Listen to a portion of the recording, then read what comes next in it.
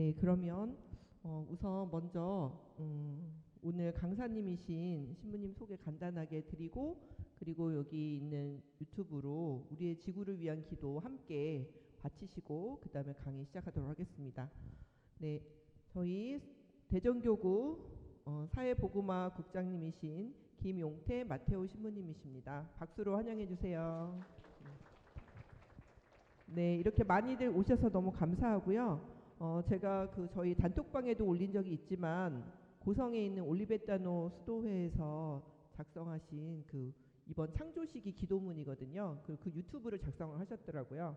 네, 그걸 보면서 다 같이 함께 그 소리를 내서 읽으시겠습니다. 네, 바깥에 불을 좀 꺼주세요.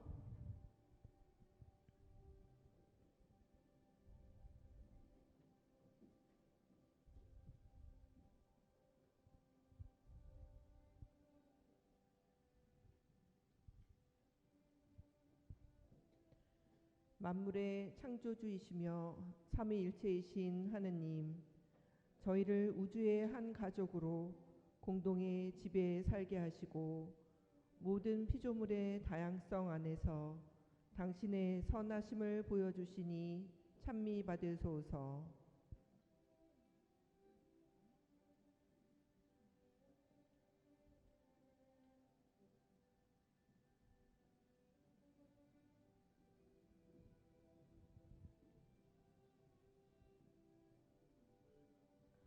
저희는 당신이 창조하신 지구 안에서 사랑과 양분, 보금자리와 보호를 얻으면서도 창조주인 당신께서 주신 지구를 당신 모성의 선물로 여기지 않았으며 저희 안에 살아계신 희망과 정의의 영이 탄식하는 소리에 귀 기울이지 않았음을 고백합니다.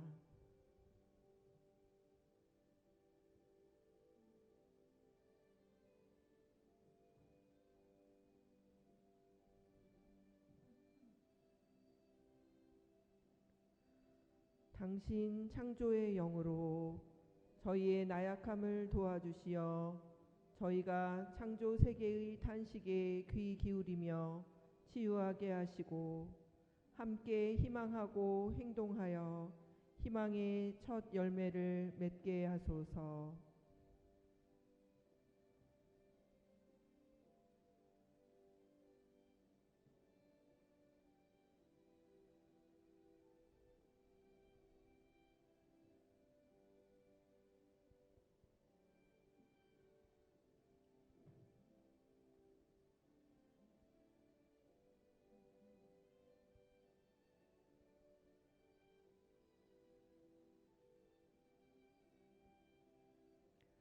사랑의 창조주 하느님, 당신의 모상에 따라 창조된 피조물로서 저희가 예수님과 같은 연민의 마음으로 지구와 우리와의 관계, 우리 서로의 관계에 대한 새로운 비전을 갖게 하소서.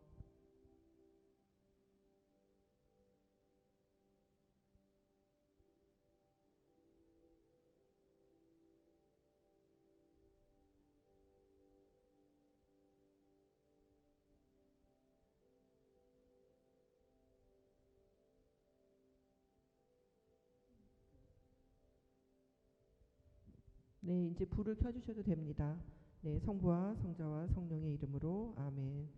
네, 저는 저희 주간을 맡은 하늘 땅 물벗 부리벗의 반석벗을 맡고 있는 김소라입니다. 네.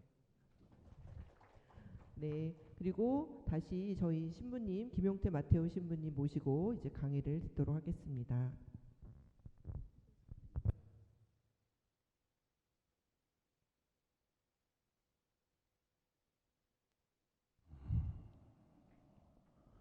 네, 안녕하세요. 네, 반갑습니다. 저는 천주교 대전교구 사회복음화 국장 겸 정의평화위원장 맡고 있는 김용태 마테오 신부입니다. 다 대전교구죠? 어디 저기 시애틀 이런 거 없죠? 네? 청주교구? 아, 청주교구 계세요? 오, 예, 반갑습니다. 예, 환영합니다. 예. 나머지는 대전교구이시고 제주교구 뭐 이게 없었을 것 같고, 예. 반갑습니다. 사회교리 단기 사회교리예요. 보통 이제 일반 정규 과정은 10주에서 11주로 되어 있는데 이번에는 그 절반 딱 줄여서 단기 사회교리 학교. 사회교리 11주 과정 중에서 제일 중요하고 없어서는 안 될 거 뭐 다 중요한데 그 중에 가장 중요한 부분을 추려서 이번에 1, 2, 3, 4강을 하고 마지막 날은 토크 콘서트라 해서 여러분들이 이제 질문, 질의응답 하면서 같이 노래도 부르면서 마무리하는 그런 시간을 갖고 이제 그날이 10월 4일인데 창조식이 마지막 날입니다. 그래서 사회교리학교 수료미사 겸 창조식이 폐막미사로 이렇게 이 시간을 마무리할 예정입니다. 사회교리 굳이 교리인데 사회자를 붙인 게 다른 교리가 있는 게 아니고 그냥 교리인데 원래 그동안에 우리 교리가 미들교리에만 치중해 있었어요. 미들교리가 뭐예요? 사도신경에 나오는 거 다 미들교리예요. 또 그걸 다시 또 뭐 4대 교리로 요약하죠. 천주 존재, 삼위일체, 강생 구속, 상선 벌악 이런 식으로 하느님의 신비와 관한 교리, 미들교리. 왜 미들교리겠어요? 이유가 있어요. 왜 미들교리인가? 그 믿음으로 받아들여야 된다.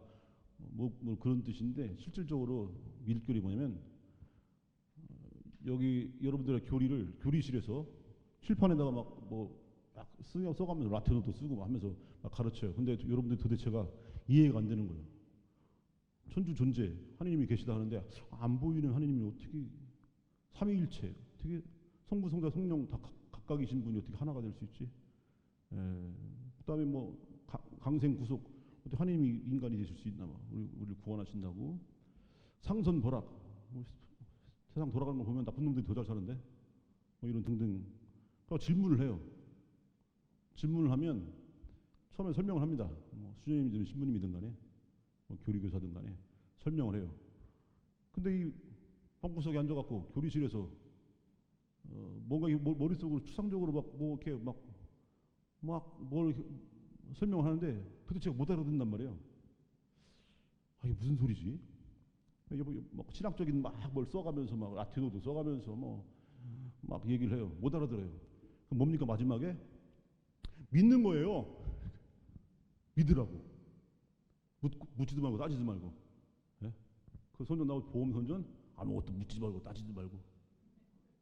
그래서 그냥 무조건 믿어라 이런 식으로 믿을 교리가 돼버렸어요. 그래서는 안 되는 건데 그동안 우리가 믿을 교리에 치중해 있었어요. 근데 사회교리는 뭐냐면 사실 하느님을 알려면 어디를 봐야 되냐면 세상을 봐야 돼요. 세상을 복음의 빛으로 세상을 비춘 게 이 사회교리예요. 복음의 빛으로 그냥 2000년 전에 예수님만 얘기하고 뭐 수천 년 전에 구약 시대 얘기하고 얘기 아니고 지금 우리가 살고 있는 세상, 이 세상을 복음의 빛으로 비추는 거예요. 세상을 봐야죠. 세상을 봐야만이 이해하지 못했던 미들교리의 내용이 세상 안에서 선명하게 보여요. 그래서 사실은 그냥 교리인데 사회교리, 우리가 그동안 너무 등한시하고 무관심해 왔던 부분, 세상. 그래서 세상 속에 비춰진 하나님의 모습, 그분의 뜻, 또 우리 삶의 신비, 구원의 신비를 세상 속에서 우리가 발견하고 세상 속에서 실천해 나가는 거예요. 그래서 굳이 우리가 그냥 하나의 교리인데 거기다가 사회교리다라고 명칭을 붙인 겁니다. 여러분이 태양을 바라보는 방법, 햇빛 볼 때 여러분 어떻게 봐요? 이렇게 봐요? 네. 햇빛 볼 때 직접 해를 쳐다보면 눈 멀어요.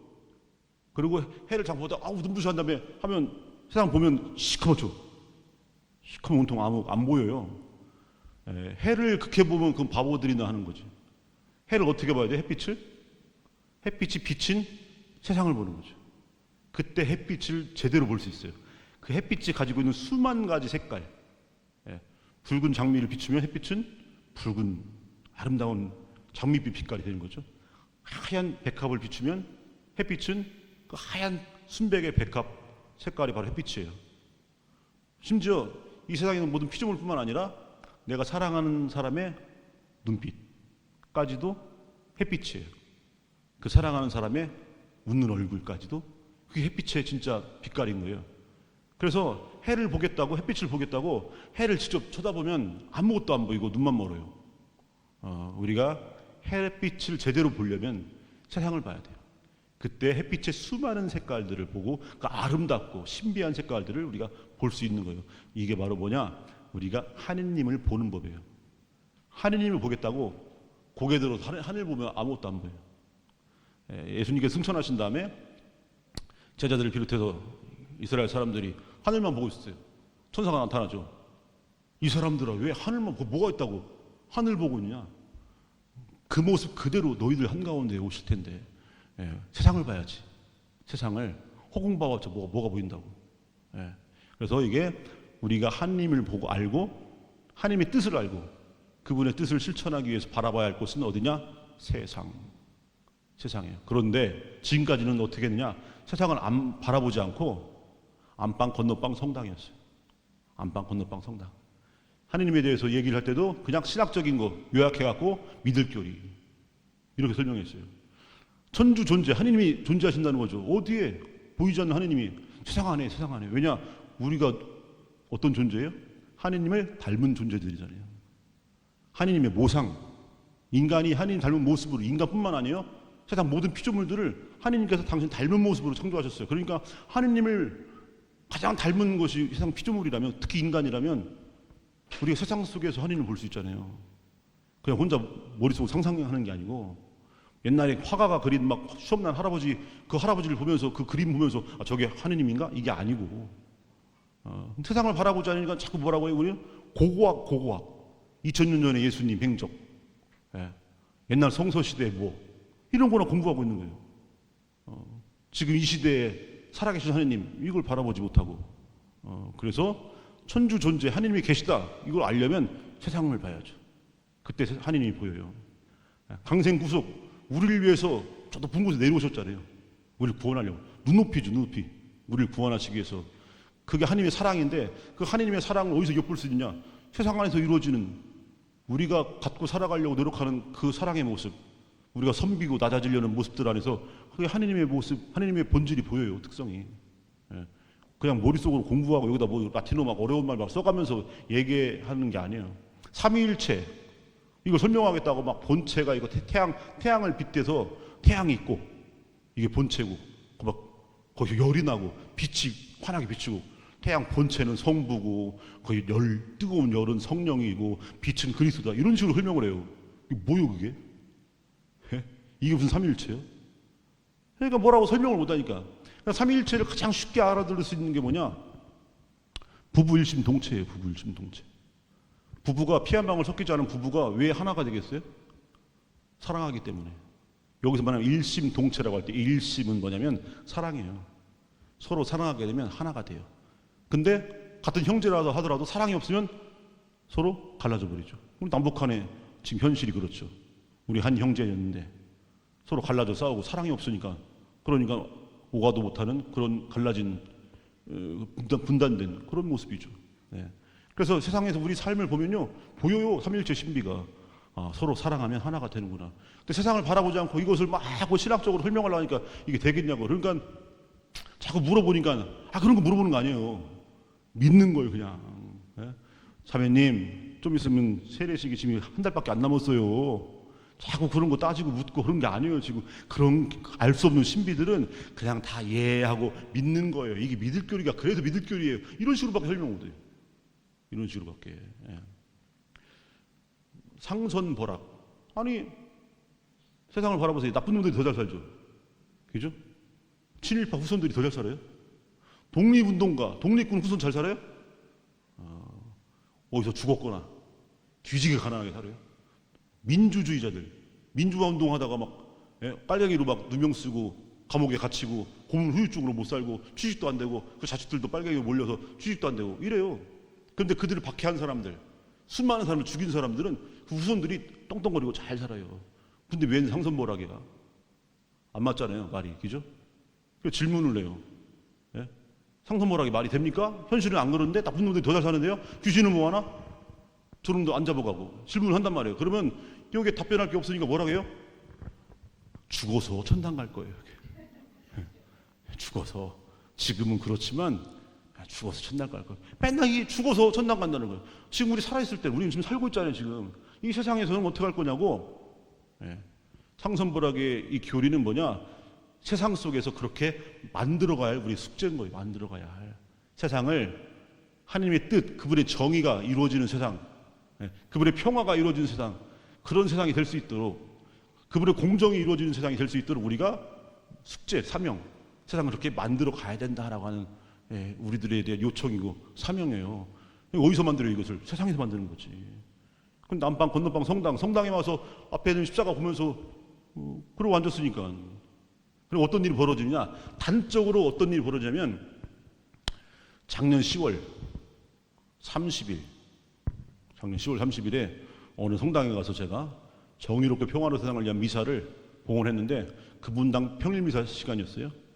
근데 미사를 시작하면서 1년 전에, 지금으로부터 1년 전에 무슨 일이 있었는가? 재작년 10월 29일. 그래서 우리가 12구 참사라고 그러죠. 그러니까 작년 10월 30일 그 참사 바로 하루 다음 날 미사를 봉헌했어요.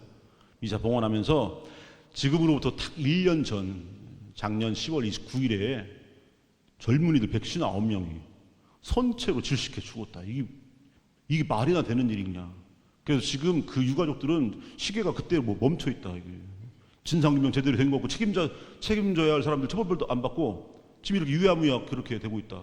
이태원 참사 특별법에 대해서 제정해달라고 해도 대통령 거부권으로 거부해버리고 이런 현실입니다. 그래서 지금 슬퍼하는 유가족들 생각하면서 또 희생된 159명의 젊은이들을 그들을 위해서 그들의 영혼이 하나님의 자비하심 영원한 생명 누리기 있도록 기도하고 또 슬픔 속에 있는 유가족들을 위해서 기도합시다 했더니 어떤 분이 승질내면서 나가버렸어요. 자, 이분의 행동 이해가 돼요? 그리스도인으로서 내가 무슨 말 잘못한 게 있나?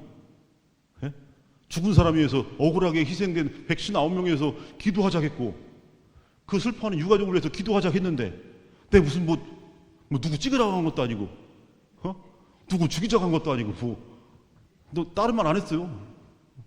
그냥 죽은 사람 위해서 기도하고 유가족들 위해서 기도합시다 했더니 뛰쳐나가 버렸어요. 왜 이런 일이 벌어지겠어요?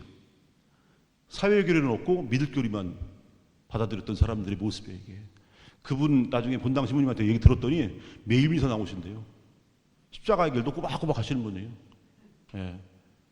십자가 쇠로 돌로 나무로 만든 십자가는 굉장히 열심히 그 앞에 절하고 기도하는데 세상의 진짜 십자가들, 이 진짜 십자가를 외면해버리는 이 현실, 이 말도 안 되는 모순, 이게 왜 일어나고 있는가? 이 시대에 우리 신앙생활이 어디 안방 건너방 성당에 국한되어 있기 때문에 믿을 교리에만 국한되어 있기 때문에 세상을 바라보지 못하니까 하나님의 진짜 모습은 모르고 2000년 전에 맨 예수님만 얘기하고 지금의 예수님이 아니고 미켈란젤로나 이런 라팔레오나 이런 화가들이 그린 그림 속의 예수님, 그림 속의 성인들, 그림 속의 하느님, 처음 달리는 하느님, 이런 하느님만 생각하지 이 세상 속에 계신 하느님, 그 고통 많은 사람들과 함께 계시는 하느님을 못 보는 거예요. 그래서 굳이 사회교리라고 사회자를 붙이는 게 그동안 우리가 너무 소홀히 했기 때문에 세상 바라보는 거예요. 그동안 우리의 신앙생활은요 본당살이였어요. 본당살이. 이게 신앙생활이 전부였어요. 세상살이가 여러분 대부분의 시간 어디서 보내요? 세상에서 보내잖아요. 성당에 와서 얼마나 있어요? 몇 시간 없어요, 성당. 그죠? 대부분 세상에서 보내요. 근데 우리 신앙이 그동안 성당살이였어요. 세상살이가 아니고. 코로나 때문에 성당 못 나간 적 있었죠? 코로나 때문에 공식적으로. 그때 어느 자매님이 뭐라고 하신 줄 아세요? 길거리에 만났는데 신부님 코로나 때문에 성당 못 나가니까요 신앙생활 할 수가 없어요. 이게 잘못된 거예요? 잘된 거예요? 잘못된 말이잖아요. 단적으로 드러내는 거지. 성당 못 나가니까 신앙생활 할 수 없다는 거. 이게 말이나 됩니까 이게? 우리 그 이 말 하나가 무슨 뜻이냐면 우리의 신앙이 그동안 성당이라고 하는 조그만 울타리 안에서 국한돼서 이루어졌다. 안방, 건너방, 성당. 세상 속에서 이루어지지 않았어요. 그러니까 우리 하느님을 제대로 볼 수가 있었겠어요? 예? 성서에 나오는 얘기들이 다 2000년 전에 옛날 얘기에 불과했던 거지. 이 시대 고아와 과부, 이 시대 세리와 창녀들, 이 시대 나병 환자, 중병자, 이 시대 예수님을 죽였던 바리사와 율법학자들, 백성의 원로, 대사제, 이런 사람들을 이 세상을 바라보지 않고 맨 허구한 날 머릿속에 옛날에 2000년 전만 얘기하는 거예요. 이렇게. 그러니까 십자가계를 하고 묵주기도 하고 매일미사 하시는 분이 이태원 참사 희생자들 위해 기도하자고 하니까 뛰쳐나가 버린 거. 이런 현실이다 이거죠. 예. 그런데 이런 분들이요 의외로 교회 안에 되게 많아요. 되게 많아. 예. 우리의 지금 교회 현실이었습니다. 우리 신앙에 거품들이 너무 많아요. 십자가에 보고 절하는데 실제 그 예수님의 십자가가 아니고 엉뚱한 것에 절하고 있는 그런 모양새다 이겁니다. 그래서 사회교리를 여러분들이 잘 아셔야 된다요. 진짜 하나님의 모습을 보려면, 진짜 하나님의 사랑이 뭔지를 깨달으려면, 그리고 우리가 만들어가야 할 우리 참다운 삶의 여정, 구원의 여정은 세상 속에 있는 거죠. 성당은 어떤 곳이냐면 타볼산, 예수님의 영광스러운 변모가 이루어진 산이 타볼산이에요. 성당은 그런 기능만 하는 거예요. 제자들이 예수님께서 순환 예고를 하시니까 십자가 못 박혀 막 죽을 거다 하니까 제자들이 쫄았어요. 바짝 불안해지고, 왜 저런 얘기를 하지? 뭔가 이렇게 잘 나간 얘기를 해야 돼. 그거 믿고 따라오다 나왔는데 분위기가 딱 무르익고 있는데 갑자기 나 잡혀가서 죽을 거야. 걱정하지 마, 다 살아날 거야. 하는데 제자들 머릿속에는 귀에는 죽을 거야 얘기만 들리지 다 살아날 거야 얘기는 들리지도 않아요. 불안해지니까 그 모습을 보고 예수님께서 이제 타볼산에 그 산 위로 데려가서 영광스러운 모습을 보여주죠. 영광스러운 모습, 부활의 영광, 순환과 죽음 이후에 우리가 되찾아야 할 완전한 삶의 모습, 우리가 회복해야 할, 우리의 지구가 지금 망가졌죠. 그 지구가 나중에 하느님께서 태초에 세상을 창조하셨을 때 그 아름다웠던 모습, 그래서 보시니 참 좋았다라고 했던 그 모습, 우리가 회복하게 되는 우리들에게 완전한 모습을요 미리 보여줘요. 제자들이 황홀해하죠. 그래서 베드로는 노래를 부릅니다. 누구의 노래? 남진의 노래를 불러요. 태양의 창가가 아니고 저 푸른 초원에 그림과 들집을 짓고 한 300년 살아봅시다. 하나는 모세에게, 하나는 주님께, 하나는 엘리야에게 초막 3개를 지어서 여기 300년 살아보죠. 했더니 예수님께서 두 말도 않고 내려가 버려요. 어디로? 산 밑으로. 왜 그러겠어요? 그 아름다운 영광의 모습, 그 하나님께 창조하셨던 완전한 삶의 모습, 완전히 회복된 그 구원의 모습은 산 꼭대기에서 이루어지는 게 아니고 산 아래. 산 아래가 어디예요? 세상이 세상. 산 꼭대기는 우리가 지금 우리 본당 울타리 안에 있는 우리가 성당에서 전례를 통해서 직무사제와 함께 미사드리는 바로 거기가 타볼산이고, 거기서 우리는 세상살이에서 상처받고 또 위축돼 있고 불안해하고 이 길이 맞는 건가? 이렇게 살다가 바보 되는 거 아닌가? 나만 병신 되는 거 아니야? 라고 위축돼 있죠. 그러다가 성당에 왔더니 나처럼 사는 인간들이 이만큼 있네? 라고 위로를 받는 거예요. 야, 나 혼자가 아니구나. 이 바보 같은 예수님께서 알려주신 이 바보 같은 여정을 걷는 사람들이 나 외에도 이렇게 많구나. 이 길이 맞나 보다. 그러면서 미사를 통해서 거기서 그 거룩한 신비를 통해서 용기를 얻는 거예요. 맞아. 예수님께서 우리에게 보여주셨지. 이 길이 맞는 거야. 받아 먹어라, 받아 마셔라 하면서 자신을 모든 걸 내어주는 저 삶이 이 삶이 맞는 삶이야. 나도 그렇게 해야 돼. 라고 용기를 가지고 세상을 향해서 파견하는 거예요. 미사가 끝났으니 가서 복음을 전합시다. 파견돼 나가는 거예요. 어디로요? 세상으로. 그래서 성당은요 타볼산과 같아서 모여드는 장소가 아니고 파견되는 장소예요. 파견되는 세상을 향해서. 그런데 그동안 우리 교회 신앙이 어찌했는가? 성당을 모여드는 곳으로 만들어 버렸어요. 세상에서 거기서 그냥 얼쩡거리지 말고 여기로 와. 지하 벙커 깊은 곳에 원자폭탄 털어줘도 밖에서 막 전쟁이 나고 막 뭐 해도 여기는 안전해. 여기로 겨들어와. 그래갖고 휴일마다 겨들어오는 거예요. 예. 이렇게 되니까 완전히 거꾸로 되거든요. 우리 신앙이 거꾸로 됐어요. 파견되는 곳인데 겨들어오는 곳이 돼버렸어요. 예. 그러니까 세상은 우리 신앙 속에서 완전 사라져버려요. 그러니까 하느님의 실체는 우리 안에 뿌연 거예요. 뿌예요. 하느님이 선명하지가 않아. 맨날 눈만 보고 해만 이렇게 눈으로 치다보니까 아무 뭐 보이나? 깜깜하지? 세상을 봐야 되는데 지금까지 우리의 신앙이 요 모양 요 꼴로 이루어져 왔다. 이제는 다시금 우리의 신앙의 본 모습을 되찾아야 된다. 그러려면요, 세상을 바라봐야 된다. 성당은 타볼산처럼 영광스러운 변모를 통해서 우리에게 위로를 주는 것이고, 실제 그 영광스러운 모습을 우리가 만들어가는 장소는 세상이에요. 세상. 그래서 예수님은 두 말도 않고 내려오시는데, 여기서 우리가 기억해야 할 대목이 있어요. 그 영광스러운 변모의 마지막 대목에 뭐라고 하냐면, 그 영광스러운 모습도 다 사라지고 모세도 사라지고 엘리야도 사라졌는데 예수님만 그들 곁에 계셨다. 이게 나와요. 예수님만 그들 곁에 계셨다. 우리가 성당에서는 그 아름다운 성전, 그리고 잘 치장된 그런 뭐 성전 벽화부터 시작해서 막 정말 성당 아름답죠. 기가 막히게. 그런데 세상은 그런 거 다 사라져 버려요. 세상은 누가 있습니까? 내가 죽이고 싶은 놈들이 있지. 세상 총알이 6발 있으면 6발 다 쏴주고 싶은, 5발도 아니야, 다 쏴줘야 돼. 그런 놈들이, 물론 내가 사랑하는 사람도 있어요. 나를 사랑해주는 사람도 있지만, 하지만 진짜 발 뒷구치만 봐도 막 열받고 막 죽이고 싶고 이런 사람들이 있다니까요. 거기가 세상이에요. 그런데 그 영광스러운 모습은 그 세상 속에서 이루어가는 건데, 그 세상이 아무리 험하고 거칠고 힘들어도 우리가 늘 잊지 말아야 할 중요한 사실 하나는 예수님만 그들 곁에 계셨다. 예수님께서 우리와 함께 가시기 때문에 이 여정을 세상 속에서 걸어가는 거예요. 이게 우리 신앙의 여정인 거예요. 우리 신앙의 여정. 그래서 우리는 지금 사회교리를 배운다고 하는 것은 어떤 여러 가지 교리 중에 어떤 일부분을 배우는 게 아니에요. 배운다기보다는 사실 여러분들 이미 알고 있는 교리를요, 다시 되새김하면서 다시 상기시키는 거예요. 그렇지 라고 하는 거예요. 전혀 생소한 무슨 다른 교리를 배우는 게 아니에요. 이미 여러분들 알고 계셨지만 그걸로 세상을 비추지 않고 안방 건너방 성당만 비췄으니까 이 복음의 빛으로 세상을 비추는 거예요. 새삼스럽게. 너무 새삼스러운 거예요. 왜냐? 진작에 그렇게 했었어야 되는데 그렇게 안 하고 살았으니까. 그래서 우리는 지금 그 새삼스러운 작업을 이 시간을 통해서 하는 겁니다. 새로운 게 배우는 게 아니에요. 이미 여러분들이 알고 계셨던 것을, 다만 이 빛을, 이거 어두우니까 후레쉬 켜놓고 이러고 있었어요. 그동안 여러분 신앙생활이 후레쉬 켜갖고 이 비춰야 되는데 이러고 있었다니까요. 그래서 이걸 이제는 이렇게 비춰야죠. 이 작업을 하는 거예요. 이 작업. 후레쉬는 이미 있어요, 여러분 손에. 이걸로 이러고 있었어요. 보이나? 안 보이지. 요것만 이제 방향을 이렇게 구석구석.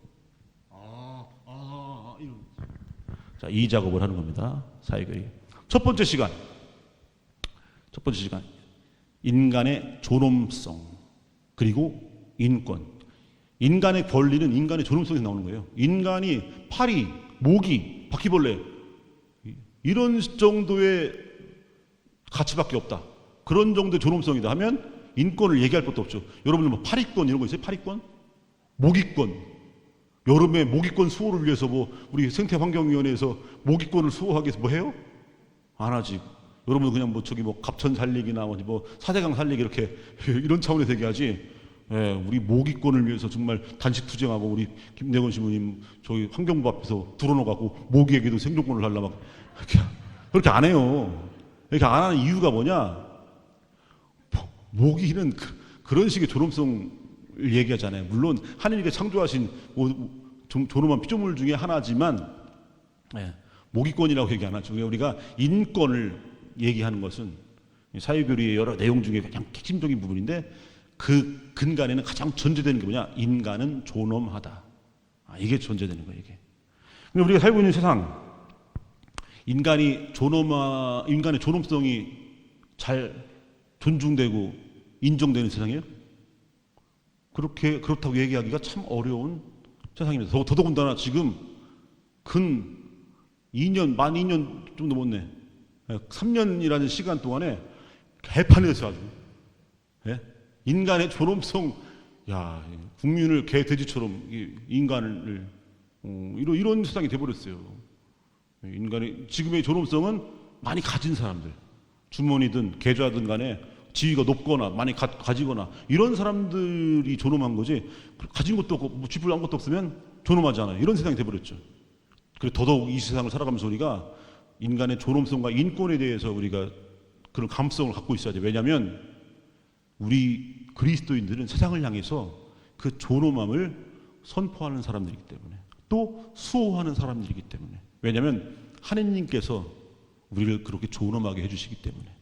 그래서 우리는 인간의 존엄성의 수호자여야 돼요. 우리 교회의 사람들은, 우리 그리스도인들은 인권의 수호자여야 되고 인권을 선포하는 사람들이고. 이게 그래서 우리는 사회교류에서 가장 전제가 되면서도 가장 핵심적인 내용이 인간의 존엄성과 인권입니다. 여기서 다른 것들이 수많은 것들이 여기서 파생되는 거예요. 여기서 다. 뭐 그다음 시간에 해야 할 사회교류 원리 이런 것도 여기서 나오는 거예요. 다. 인간은 존엄하다. 극사실주의 미술이라는 게 있어요. 극사실주의. 하이퍼 리얼리즘이라고 해서. 극사실주의 뭐냐면 여러분들 혹시 그런 그림 보셨나 모르겠어요? 사진 찍은 것처럼 생긴 거. 사진 찍었나 보다 했더니 이게 진짜 그림이에요. 화가가 그 그림 그리는 모습 보면 진짜 막 조그만 막 그 붓으로 진짜 돋보기 놓고 조그맣게 그려갖고 나중에 보면 진짜 사진보다 더 선명해요. 그런 식의 미술, 이게 하이퍼 리얼리즘. 그냥 사실도 아니고 극사실주의. 또 조각도 그렇게 해요. 사람인 줄 알고 만져보면 이게 조각이에요. 이런 식으로. 그래서 얘네들 도대체 왜 이럴까? 궁금해서 그 하이퍼 리얼리즘, 극사실주의 작가에게 물어봤어요. 아니 그냥 사진 찍으면 되는 거지 굳이 이렇게 똑같이 그릴 이유가 뭐 있습니까? 고호나 고갱 이런 사람들처럼 좀 붓터치 축축축 해갖고 좀 이렇게 멋있게 고호의 별이 빛나는 밤에 이런 그 그림 그런 식으로 그리면 되는 거지 뭘 그냥 사진 찍으면 될 걸 똑같이 왜 그래요? 했더니 이건 현실 세계를 풍자하기 위함입니다. 뭘 풍자합니까? 했더니 주객이 전도된 현실. 이게 똑같이 그리니까 이게 진짜인가 가짜인가 구분이 안 되는 거예요. 그죠? 예. 사람도 똑같이 조각을 만들어 놓으니까 사람인 줄 알고 갔더니 이게 조각이에요. 그래갖고 진짜와 가짜가 진짜가 아닌 것이 구분이 안 되는. 네. 그래서 어떤 일이 벌어지냐? 이게 전도돼 버려요. 가짜가 그 자리에 앉아 있고 진짜는 내쳐져 있는 이런 모습. 예. 본질의 자리를 본질이 아닌 것이 들어앉아 있는 거예요.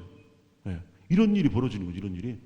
그걸 주객 전도된 세상을 풍자하는 겁니다라고 이렇게 그 사람이 얘기했어요. 실제로 그런 세상이죠. 여러분 국가와 국민에서 뭐가 더 본질적인 거예요? 국민이 본질적인 거지. 국가는 국민을 위해 존재하는 도구예요. 수단입니다. 방법이에요. 여러분들 국가 없는 국민은 있어요. 국민 없는 국가는 없어요. 우리가 식민지 시대 때 나라를 잃어버렸지만 국민이 있었어요. 나라를 되찾기 위해서 노력했죠. 그런데 국민 없는 국가 이거 있을 수 없는 거예요. 네. 국민 사람이 더 본질인 거고 국가라고 하는 제도는 도구, 수단, 방법에 불과한 겁니다. 그런데 이게 그렇다면 국가는 국민을 위해 존재하는 거죠. 국민을 위해 봉사하는 거고 공권력은. 그런데 이게 전도대가 돼버려갖고 국민이 있어야 할 자리 국가가 자리를 앉아버리면 어떤 일이 벌어지냐? 국가가 공권력으로 국민을 죽이는 일이 발생해요. 국가 권력으로 국민들을 죽여요. 국민의 생명과 안전, 재산을 보호해야 할 국가 권력이, 공권력이 그 힘으로 그들의 주인인 국민을 죽이는 일이 그동안 우리 현대사 안에서 이 암울한 현대사 안에서 얼마나 많이 비일비재하게 일어났습니까? 제주 4.3 사건, 이승만이 굉장히 많은 사람을 죽였어요. 이승만이 그 사람이 전국적으로 죽인 학살한 사람 적게는 30만 명, 많게는 100만 명 이렇게 추산을 해요. 이런 사람을 건국의 아버지, 국부 이렇게 얘기하는 현실, 이런 말도 안 되는 이런 현실을 우리 살고 있는데 제주 4.3, 5.18부터 시작해서 막 쭉 최근에 그 전에 그 모습은 4.3이나 5.18 이런 것들은 국가 권력이 하지 말아야 할 짓을 한 거죠. 이태원 참사나 이런 것들은 국가 권력이 해야 할 일을 안 해서 또 결국은 다 국민이 국가에 의해서 희생되는 이런 모습들인 겁니다. 이게 보니까 주객이 전도되는 세상. 여러분들 어디 가서 맛있는 거 먹다가 아유 여기 되게 맛있는데? 밥 먹다가 야 이거 어디야? 하고 사진도 찍고 올려요. 그게 정상이죠. 요즘은 이게 거꾸로 됐어요. 사진 찍으려고 와요 거기를. 사진 찍으려고. 그러고 먹으려고 하냐 사진 찍으려고. 그리고 같이 먹으려고 하다가 잠깐 하더니 꼭 사진 배고파 죽겠구만. 이걸 와서 꼭 사진을 좀 그때까지 기다려야 돼요. 무슨 사진 이걸 다 찍은 다음에 그때서야 또. 그래갖고 올려 인스타그램에다가 다 어쩌고 저쩌고 하면서. 한낮에 오후 뜨거운 태양빛을 뭐 어쩌고 하면서 그 시원한 그늘 아래서 먹는 어쩌고 저쩌고 딱 써요. 아씨 단호가 지금 팥빙수 시켜놓고 단호가요. 이런단 말이지. 이런 세상입니다. 주객이 존중된 세상. 그걸 꼬집는 거죠. 인간의 존엄성 본질인 건데 인간의 존엄성이 본질적인 것이 아닌 것 때문에 훼손되는 거죠. 멸사봉공이라고 하는 구호 아래서 얼마나 많은 국민들이 희생됐는가. 예. 국가를 위한다 어쩌고 하면서 국민이 국가 권력에서 여기서 말하는 그 국가도 진짜 국가도 아니에요. 권력자들이 스스로를 국가라고 칭하는 거지. 자기들을 위하는 걸 애국심이라고 그렇게 뻥을 치는 거고 언론을 통해서 이렇게. 그래서 이게 우리 살고 있는 주객 존중된 세상. 그래서요 인간의 존엄성 이게 가장 기본 바탕이 되는 겁니다. 이걸 우리가 바르게 감수성을 우리 안에 갖춰놔야만이 인간의 존엄성이 훼손되는 인권이 말살되는 그런 걸 보고 저건 잘못된 거야라는 의식을 갖고 있어야 되죠. 그게 없으면요 그냥 자기 손에 새우랑 쇠사슬 차고 있는 것도 모르는 거예요. 예. 정승집 모습이 지가 똑같은 모습이면서 다른 집 모습 뭐 다른 사람들 막 함부로 하고 이러는 거예요. 지도 모습인데 예. 지도 거기서 종살이 하는 줄 몰라요. 예. 이게 노예근성처럼 이제 오래 살다 보면 자기 존엄성이 짓밟히고 있는지도 모르고 인권이 뭔지도 모르고 이러는 거죠. 이게. 예. 그래서 인간의 존엄성에 대한 감수성을 먼저 확립해 놓는 거 이게 되게 중요합니다. 자 그러면 인간은 왜 존엄한가? 인간은 존엄해요. 예. 그죠? 예전에 교육계통의 그 고위급 간부가 꽤 오래됐네. 근데 그 사람은 아주 나중에 또 용전하고 아주 다시 복귀했던데 그 사람이 뭐라 했냐면 국민을 개돼지야라고 공공연하게 그 얘기했다. 그게 털로 나가지고 거기에서 쫓겨나듯 했는데 다시 복귀했어요. 그 교육계통에 일했던 사람인데 국민을 개돼지로 보는 이게 이런 시각이 사실상은 뭐 돈 많고 지위가 높은 사람들 일반적인 시각입니다. 그래서 인간의 존엄성 회복이 중요한데 인간은 여기서 이제 질문하는 겁니다. 왜 존엄한가? 왜? 보통의 사람들은요 돈과 명예와 권력 이걸로 존엄성을 찾는데 과연 그게 존엄함의 기준인가? 그러면 돈이 많아서 존엄한 거면 돈이 없으면 존엄할 수가 없잖아요. 지위가 높아서 존엄한 거면 지위가 낮은 사람들은 존엄할 수가 없지. 그죠? 그러면 진짜 인간의 존엄한 이유가 뭔가? 보통 이것을 뭘로 설명하냐면 인간이 존엄한 이유는 인간은 만물의 영장이다. 이딴 식으로 설명을 해요. 만물의 영장. 한마디로 쉽게 표현해서 침팬지보다 똑똑하다. 예. 돌고래보다 훨씬 똑똑하니까. 동물보다 이 피라밋 같은 이 피조 세계 안에서 정점에 있는 게 인간이고 나머지 뭐 이렇게 밑에 뭐 침팬지, 돌고래 막 이렇게 쭉쭉.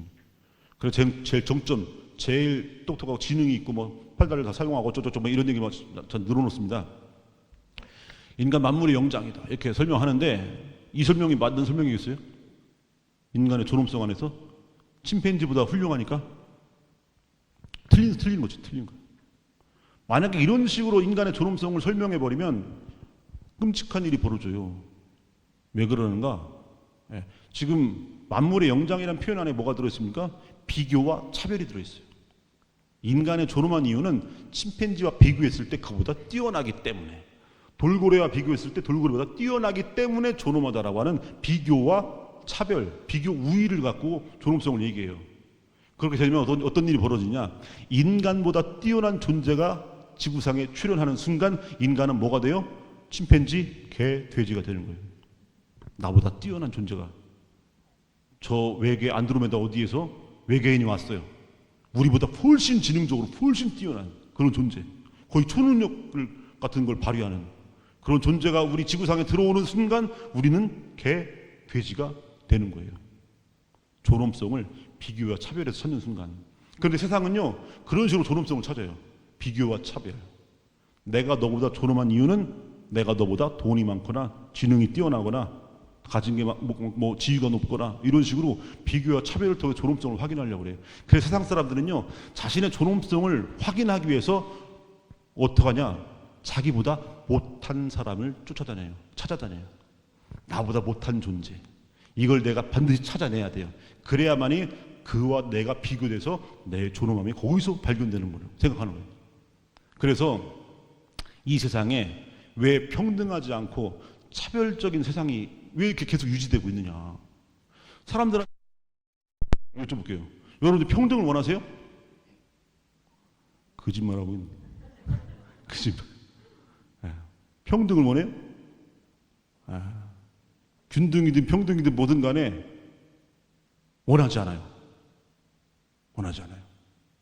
왜냐? 여기 어디서 들어오는 줄 아세요?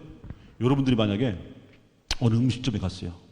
딱 12시에 갔는데 막 유명한 음식점인데 막 사람이 꽉 줄을 쫙 쓰고 있어요. 그런데 그 집 주인이 평상시에 좀 나를 좀 이렇게 친분이 있어요. 딱 오더니 일로 와. 이쪽으로. 아무 얘기 말고 와봐. 몇 명이야? 6명인데 이쪽으로. 하고 저쪽 구석에 내실이 하나 있는데 아주 기가 막힌 곳이에요. 여기 갔다. 이거 좋아요, 안 좋아? 좋아하지. 좋아해. 이거 좋아요. 화장품 가게에서 여기서 막 하다가 딱 찔러주면서 이거 새로 나온 거 이거 아무한테 안 주는 거고 딴 사람한테는 절대 속내지 마. 자매님한테는 드리는 거예요. 아, 그리고 샘플 괜찮아요. 아, 이거 받아도 돼? 아, 괜찮아. 이거 좋지 이거. 샘플 화장품 딴 사람한테 안 주는데 나한테만 주는 거. 오늘 중요한 약속 때문에 제주도로 가야 되는데 표가 없네.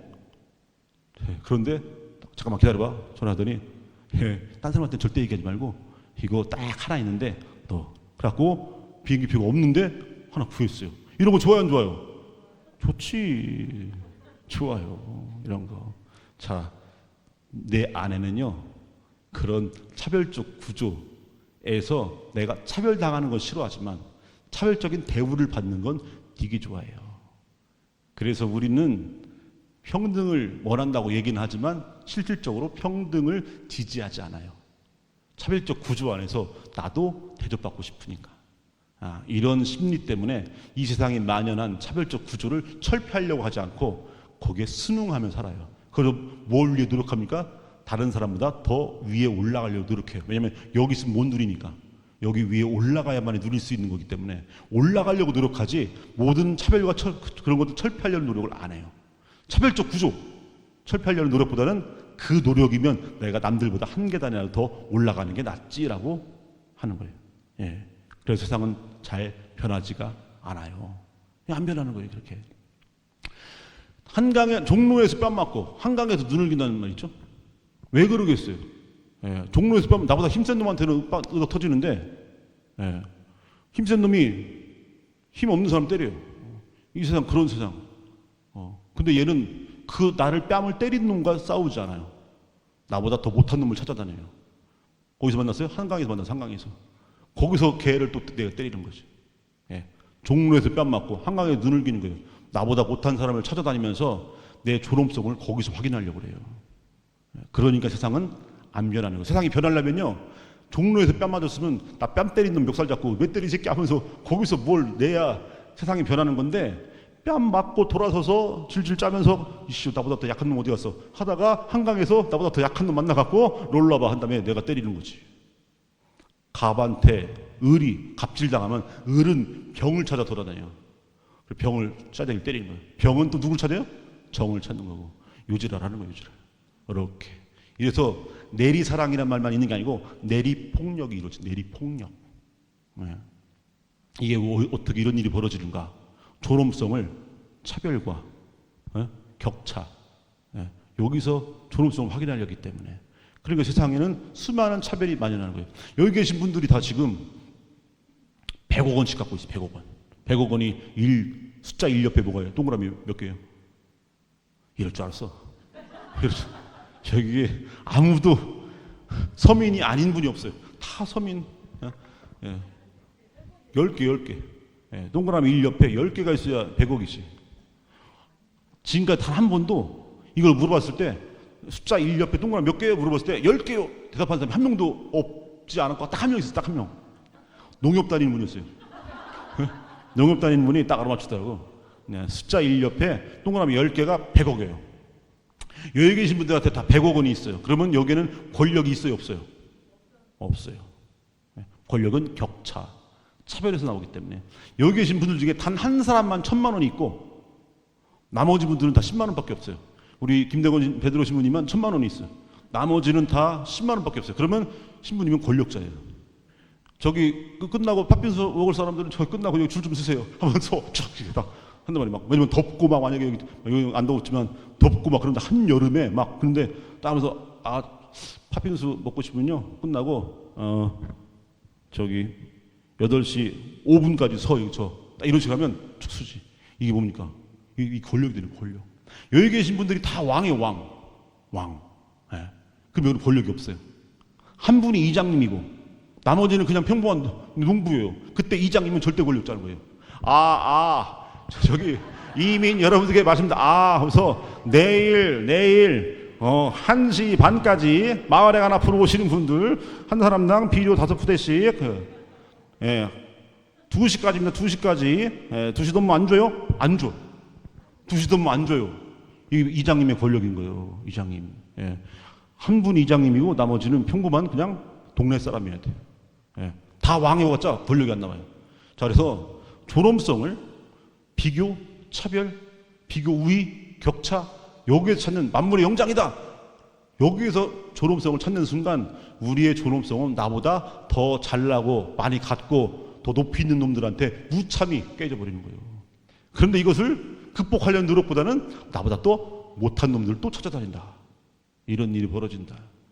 자, 그러면 인간의 존엄성을 어떻게 찾아야 되는가? 어떻게? 비교, 우위, 격차와 차별이 아니고 인간의 존엄한 이유는 딱 한 가지에다가 한 가지. 누구를 닮았다? 하느님을 닮았다. 이게 인간 존엄성의 유일한 이유예요. 이유. 인간의 존엄한 이유. 인간은 하느님을 닮았다. 절대 지존이신 하느님을 닮았기 때문에 인간은 존엄하다. 이게 존엄함의 이유인 거예요. 여기서. 자, 그러면 여기서 비교 우위를 통한 존엄성이면 피라미드 같은 구조에서 단 한 명의 존엄함이 있고 나머지는 뭐 그냥 지들끼리 상대적으로 이렇게 해줘. 근데 하느님 닮은 존엄함은요, 많이 가진 거, 지위, 고화 뭐 할 거 없이 모든 사람들이 다 존엄합니다. 모든 하나님의 피조물들이 다 동등한 존엄성을 갖고 있을 수 있어요. 하느님을 닮았다는. 왜냐하면 하느님을 닮았다는 이 사실에서 예외되는 게 하나도 없기 때문에. 하느님 없이 창조된 게 하나도 없어요. 모든 게 다 하느님 닮은 모습으로. 우선 가장 첫째로 사람이 닮았고, 또 뿐만 아니라 하느님이 창조하신 모든 피조물들이 다 하느님을 닮았기 때문에 어느 것 하나 제외되는 게 없죠. 그렇다고 하면 이 세상 모든 것들은 다 존엄하다. 존엄하다. 빈부, 귀천, 남녀노소, 지위, 고하를 막론하고 다 존엄할 수 있다. 하느님을 닮았기 때문에 이거죠. 좀 쉬었다가 8시 5분 무려 14분을 드립니다. 8시 5분 14분이면 사우나하고 밥 먹고 다 할 수 있는 그런 시간이니까 집에 갔다 오실 분들은 잠깐 갔다 오시고 8시 5분에 뵙도록 하겠습니다. 잠깐 쉬시겠습니다.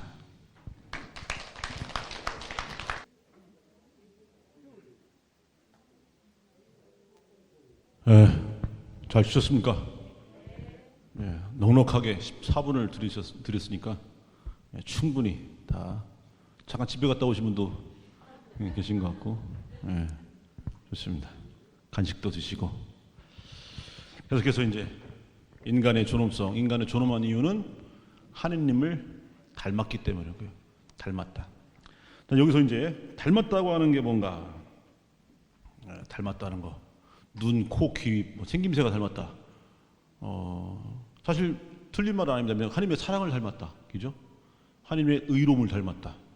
그분의 평화 등등 해서 물론 그분의 어떤 외모 이런 차원은 아니지만 그분의 어떤 본질적 특성들 뭐 이런 것들을 닮을 수 있는 겁니다. 그분의 사랑, 그분의 의로움, 그분의 평화 이런 것들을 닮아 있다. 맞는 말인데 또 한 가지 중요한 특성이 있어요. 하나님을 닮았다는 사실에서 인간의 존엄성이 자리한다고 할 때 이 닮았다고 하는 것은 그 안에 본질적으로 뭐가 내포되어 있는 말이냐면 하나님과 연결되어 있다라는 말과 같은 겁니다. 이게 그 안에 들어있는 닮았다는 말 그 자체로는 불완전해요. 하나님과 연결됐다. 이걸 우리가 뭘 생각하면 쉽게 이해할 수 있냐면 나는 포도나무요 너희는 가지다. 자, 가지와 나무는 닮았어요. 그런데 떨어져 있으면 어떻게 돼요? 나무의 특성이 가지로 옮겨가지가 않아갖고 말라 비틀어지고 열매를 맺을 수가 없어요. 우리가 닮았다고 할 때 단순히 나무와 가지가 닮았다, 뭐 여러 가지로 그 안에 성분들 검사해보면 뭐 닮은 게 있겠죠. 그런데 단순한 그냥 닮았다는 사실이 아니라 그 안에는 정말 본질적인 거 하나가 더 들어있는데 연결되어 있다. 가지가 나무에 붙어있지 않으면 아무런 열매를 맺을 수 없는 것처럼 너희도 나 없이 아무것도 할 수 없다. 예수님 말씀이죠. 나무, 포도나무 가지 비유, 포도나무에 비유는 것처럼 마찬가지로 우리가 하느님을 닮아서 존엄하다는 말 안에는 하느님과 연결되어 있을 때를 얘기하는 겁니다. 연결되어 있지 않으면 가지가 나무에 붙어있지 않아서 열매를 맺을 수 없어서 말라 비틀어져서 불붙는 장작에 그냥 불붙는 불더미에다가 그냥 태워지는 것처럼 그렇게 한낱 그런 마른 나무 가지에 불과한 거죠. 연결되어 있을 때만이 나무가 가진 그 풍요로운 생명력, 그 충만한 생명력이 나무까지, 그 얇고 여린 나무까지라 하더라도 거기까지 옮겨가서 거기서 탐스러운 열매가 맺을 수 있는 거예요. 그래서 닮았다는 말을 여러분들이 떠올릴 때 연결되어 있다, 이걸 항상 여러분들이 생각을 해야 됩니다. 연결되어 있다. 그 왕자와 거지인가 그런 소설이 있어요. 단편 소설, 왕자와 거지. 얼굴이 똑같은 거지랑 왕자랑 얼굴이 똑같죠. 그러다가 이제 뭐 옷 바꿔 입었다가 이제 뭐 그냥 우여곡절 끝에 나중에 이제 거지로 전락한 그 원래 왕자가 이제 다시 자기 왕위를 되찾는 건데, 여기서 보면 둘이 생김새가 똑같다고 나와요. 진짜 거지랑 왕자랑 생김새가 똑같지만 이 바뀌었어요 이제. 그래갖고 이제 거지로 전락한 이 왕자는 아무리 얼굴이 똑같아도 자기 아버지 부왕, 아버지 왕과 연결되지 않았기 때문에 그냥 거지처럼 하는 거예요. 그죠? 비록 왕자는 아니지만 이 갑자기 거지였다가 왕자가 된 얘는 자기 아버지는 아니지만 이 왕과 연결돼 버리기 때문에 이제 진짜 왕자처럼 그렇게 그런 지위를 누리고 하는 거고. 그래서 단순히 비슷하다, 생김새가 혹은 뭐 어떤 성질이 비슷하다, 이런 차원에서 끝날 문제가 아니고 항상 연결되어 있다. 그래서 인간의 존엄함은 하느님과 연결되어 있다는 사실에서 오는 겁니다. 그럼 바꿔 말하면 그 연결이 끊겼을 때, 단절됐을 때 존엄함도 사라져 버린다. 나무 가지가 나무에 붙어 있지 않으면 열매를 맺지 못하는 것처럼 마찬가지로 우리가 하느님과 연결되어 있지 않으면 우리 안에 그 존엄함, 하느님이 주시는 온갖 그 은총의 열매들, 이런 것들이 다 사라져 버리는 거죠. 그래서 연결되어 있다는 것이 중요합니다. 종교를 가리켜서 라틴어로 렐리지오라고, 렐리지오, R-E-L-I-G-I-O, L-I-G-I-O, 렐리지오. 레라고 하면 다시라는 뜻입니다. 다시, 접두사. 레 하면 다시. 리지오는 리가레라고 하는 동사에 나왔는데 묶는다는 뜻이에요. 다시 묶어준다. 하느님과 인간을 다시 묶어주는 거예요. 연결시켜주는 거예요. 우리 죄 때문에 떨어진 것을 연결시켜주는 것이 이게 종교의 참 모습이다, 이겁니다. 연결돼야만이 하느님의 그 온갖 생명력이 우리에게 전해지고 하느님의 존엄함이 우리 안에 살아있기 때문에, 그래서 이 관계성을 항상 우리가 염두에 둬야 된다. 인간이 하느님을 닮아서 존엄하다는 것은 하느님과 연결되어 있다. 그렇다고 한다면 우리 안에 정말 중요하게 생각해야 할 것은 바로 관계성입니다. 하느님과 인간의 관계성, 인간과 인간의 관계, 연결돼야 돼요. 인간과 인간도 연결돼야 됩니다. 왜냐하면 하느님의 은총이 나에게로 또 나를 통해서 너에게로 가는 거예요. 이게 관계성이에요. 존엄함이라고 하는 것은 우리 한 사람 한 사람이 다 존엄하지만 또 그 존엄함을 하느님께서 서로가 서로에게 나누라고 해요. 그래서 어떤 부자가 있어요. 가난한 사람이 있어요. 그러면 부자와 가난한 사람의 관계성을 통해서 부자의 부유함이 가난한 사람에게 흘러가는 거예요. 그래서 그 가난한 사람도 부유해지는 거예요. 하느님께서 부유하신 분이죠. 인간은 가난하고. 근데 하느님과 인간이 연결되어 있기 때문에 그 충만한 풍요로움이 그 빈약한 인간에게 흘러오죠. 내가 너희에게 그렇게 한 것처럼 너희도 그렇게 하여라, 이거죠. 내가 너희에게 스승이요 주님인 내가 너희의 발을 씻어준 것처럼 너희도 그렇게 하라고 본을 보여준 것이다. 제자들의 발을 씻어주실 때 하신 말씀이에요. 주님이요 스승인 내가 너희들의 발을 씻어주는 것처럼 너희도 그렇게 하라고. 성자성사의 신비 안에서 너희를 모두 이것을 받아 먹어라. 너희는 모두 무엇을 받아 마셔라. 그러면서 뭐라고 합니까? 기억하여 행하여라. 내가 너희에게 그렇게 다 준 것처럼 너희도 그렇게 주라고. 그래서 관계성, 연결되어 있으면요, 하나님의 은총, 하나님의 생명력, 그분의 모든 좋은 것들이 빈털터리 인간에게 그대로 오는 것처럼, 마찬가지로 우리가 가진 것들도 그렇게 서로가 서로에게 그렇게 관계를 맺어가면서 나의 부유함이 그들의 궁핍을 채워주는 거예요. 그들의 부유함이 나의 궁핍을 채워주고. 이게 사도 바울의 말씀이기도 해요. 예. 지금 나의 궁핍을 그들의 풍요가 채워주는 거고, 나중에 나의 풍요가 그들의 궁핍을 채워주면 균형을 이루게 됩니다. 그래서 많이 거두니도 남지 않고 적게 거두니도 모자라지 않았다. 이게 사도 바울의 말씀인데 그렇게 되는 거예요. 이게 가능한 건 뭐냐? 관계성 안에서 다 연결되어 있는 거죠. 그런데 이 시대에 우리는 각자 도생의 삶을 살고 있죠. 관계가 다 단절돼 버린 삶. 그러다 보니까 흐르지 못해요. 예. 그러니까 이 사람은 너무 많아서 탈이 나고 이 사람은 아무것도 없어서 탈이 나는 겁니다. 이 흘러가주면 관계성을 통해서 그들의 부유함 때문에 이 궁핍함이 채워질 수 있는데 이게 단절돼 버리니까 흐르지 않는 거예요. 예. 그러니까 배고픈 사람, 배고픈 사람이 있고 음식물 쓰레기가 넘쳐나는 거예요. 우리나라 한 해 음식물 쓰레기가 15조 원이 넘어요. 음식물 쓰레기만. 거기다가 처리 비용이 10조 원이 들어요. 25조 원. 매해 낭비돼요. 매년 25조 원 이상이 낭비되는데 우리나라에 누가 있어요? 결식 아동이 있어요. 그죠? 이 말도 안 되는 이거 무슨, 이거 죄예요, 죄. 관계가 단절되기 때문에 그 음식들, 이것들이 흘러가주지 않는 거예요. 그 풍요로움과 그 부유함이 흘러가지 않아요. 자, 이렇게 이 관계성이 단절돼 버린 걸 뭐라 하느냐? 한 글자로 죄라고 하는 거예요. 죄. 그래서 죄 때문에 인간의 조롱성이 상실돼 버려요. 죄는 뭐냐면 하느님과 인간이 단절돼 버리고 인간과 인간이 단절돼 버린 걸 죄라고 해요. 인간의 조롱성은 하느님 닮았다는 사실에서 오고 하느님 닮았다는 것은 하느님과 연결되어 있다는 뜻이죠. 그 연결점은 하느님과 나뿐만 아니라 나와 너와 우리의 관계 안에서 연결되어 있어야 되는데 그때 모든 인간은 빈부 귀천 지위 고하 할 거 없이 다 존귀할 수 있어, 존엄할 수 있는데 인간의 탐욕 때문에 이 관계가 단절돼 버리면서 이제 흐르지 못해요. 하느님의 부유함이 우리에게 오지도 못하고 나의 부유함이 저 사람에게 궁핍을 채워주지도 못해요. 자, 이런 관계 단절을 가리켜서 죄라고 합니다. 죄. 그러면 관계 단절을 할 때 디아라고 하는 접두사가 있어요. 디아볼로스가 뭐예요? 디아볼로스. 악마. 디아블로란 말이 있어요. 디아블로. 스페인어로 디아블로, 영어로 데블, 라틴어로는 디아볼로스. 그리스 말로는 디아볼로스라고 해요. 디아볼로스. 악마를 가리키는 건데 여기서 디아라는 말은 접두사로 어떤 의미를 가지고 있냐면 원래 하나였던 것을 분리시켜버려요.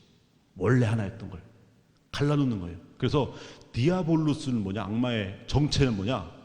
갈라놓는 놈들이에요. 갈라놓는 자.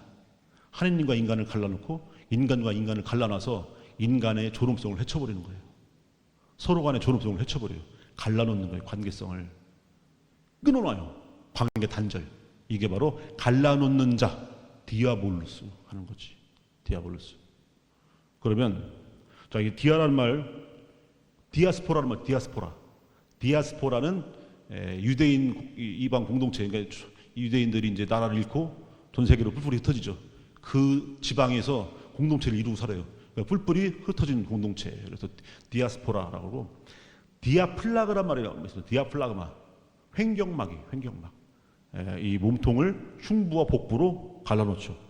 그래서 디아플라그마라는 쓰는데, 그래서 디아란 말이 딱 붙었다 어느 단어에, 아, 이건 원래 하나였던 걸 갈라놓는 거구나 하는 거죠. 디아볼로스가 그런 거예요. 근데 이 디아라는 말과 정반대의 뜻이 있어요. 합치는 거. 갈라진 걸 다시 합치는 거. 이게 뭐냐? 심이란 말이 있어요. 심, S-Y-M, 심. 갈라놓는 거, 갈라져 있던 걸 합쳐요. 심포니 오케스트라. 여러 개의 악기가 한데 어우러지죠. 합쳐져요. 일치를 이루게 해주죠. 심이란 말이 그런 의미인데, 그러면 디아볼로스에서 디아라고 하는 안 좋은 접두사를 빼버려요. 그리고 거기다가 좋은 접두사, 심을 붙여요. 뭐가 되겠습니까? 심볼루스. 심볼 뭐요? 상징이죠. 자, 심볼루스 상징이라는 뜻인데 우리 교회 안에서 초세기부터 굉장히 중요한 것을 지칭할 때 심볼루스란 말을 써요. 성사. 교회의 칠성사를 지칭할 때 심볼루스란 말을 써요. 사크라멘툼이란 말은 나중에 나왔고 맨 처음부터 쓰였던 것이 심볼루스. 왜냐하면 우리 성사들이 다 상징으로 되어 있죠. 교회 안에 많은 전례들부터 이런 것들이 다 상징으로 되어 있어요. 이 성사의 이 정의, 보이지 않는 하느님, 그분의 은총을 우리가 보고 느낄 수 있도록 가시적 표징을 통해서 우리가 알려주는 것이 성사란 말이에요. 상징을 이용하는 거죠. 그래서 우리 성사 안에는 어떤 재료들이 등장하고 행위들이 등장하죠. 기도문들이 우리 귀로 들을 수 있는 기도문도 등장하고 다 상징으로 이루어졌어요. 그래서 자, 디아볼로스는 갈라놓는 자, 악마인데 심볼로스, 성사는 뭐냐? 하느님과 인간을 연결시키고 인간과 인간을 연결시키는 것이 바로 성사다 이거예요. 그러면 아까 성사의 정의가 보이지 않는 하느님을 우리가 보고 느낄 수 있게 해주는 것이 성사라고 한다면 성사의 원형이 있어요. 원형. 모든 성사의 원형. 보이지 않는 하느님이 인간이 됐어요. 누구겠어요? 예수님이 바로 성사의 원형. 그래서 원성사라고 그래요. 심볼루스, 오리지널 심볼루스.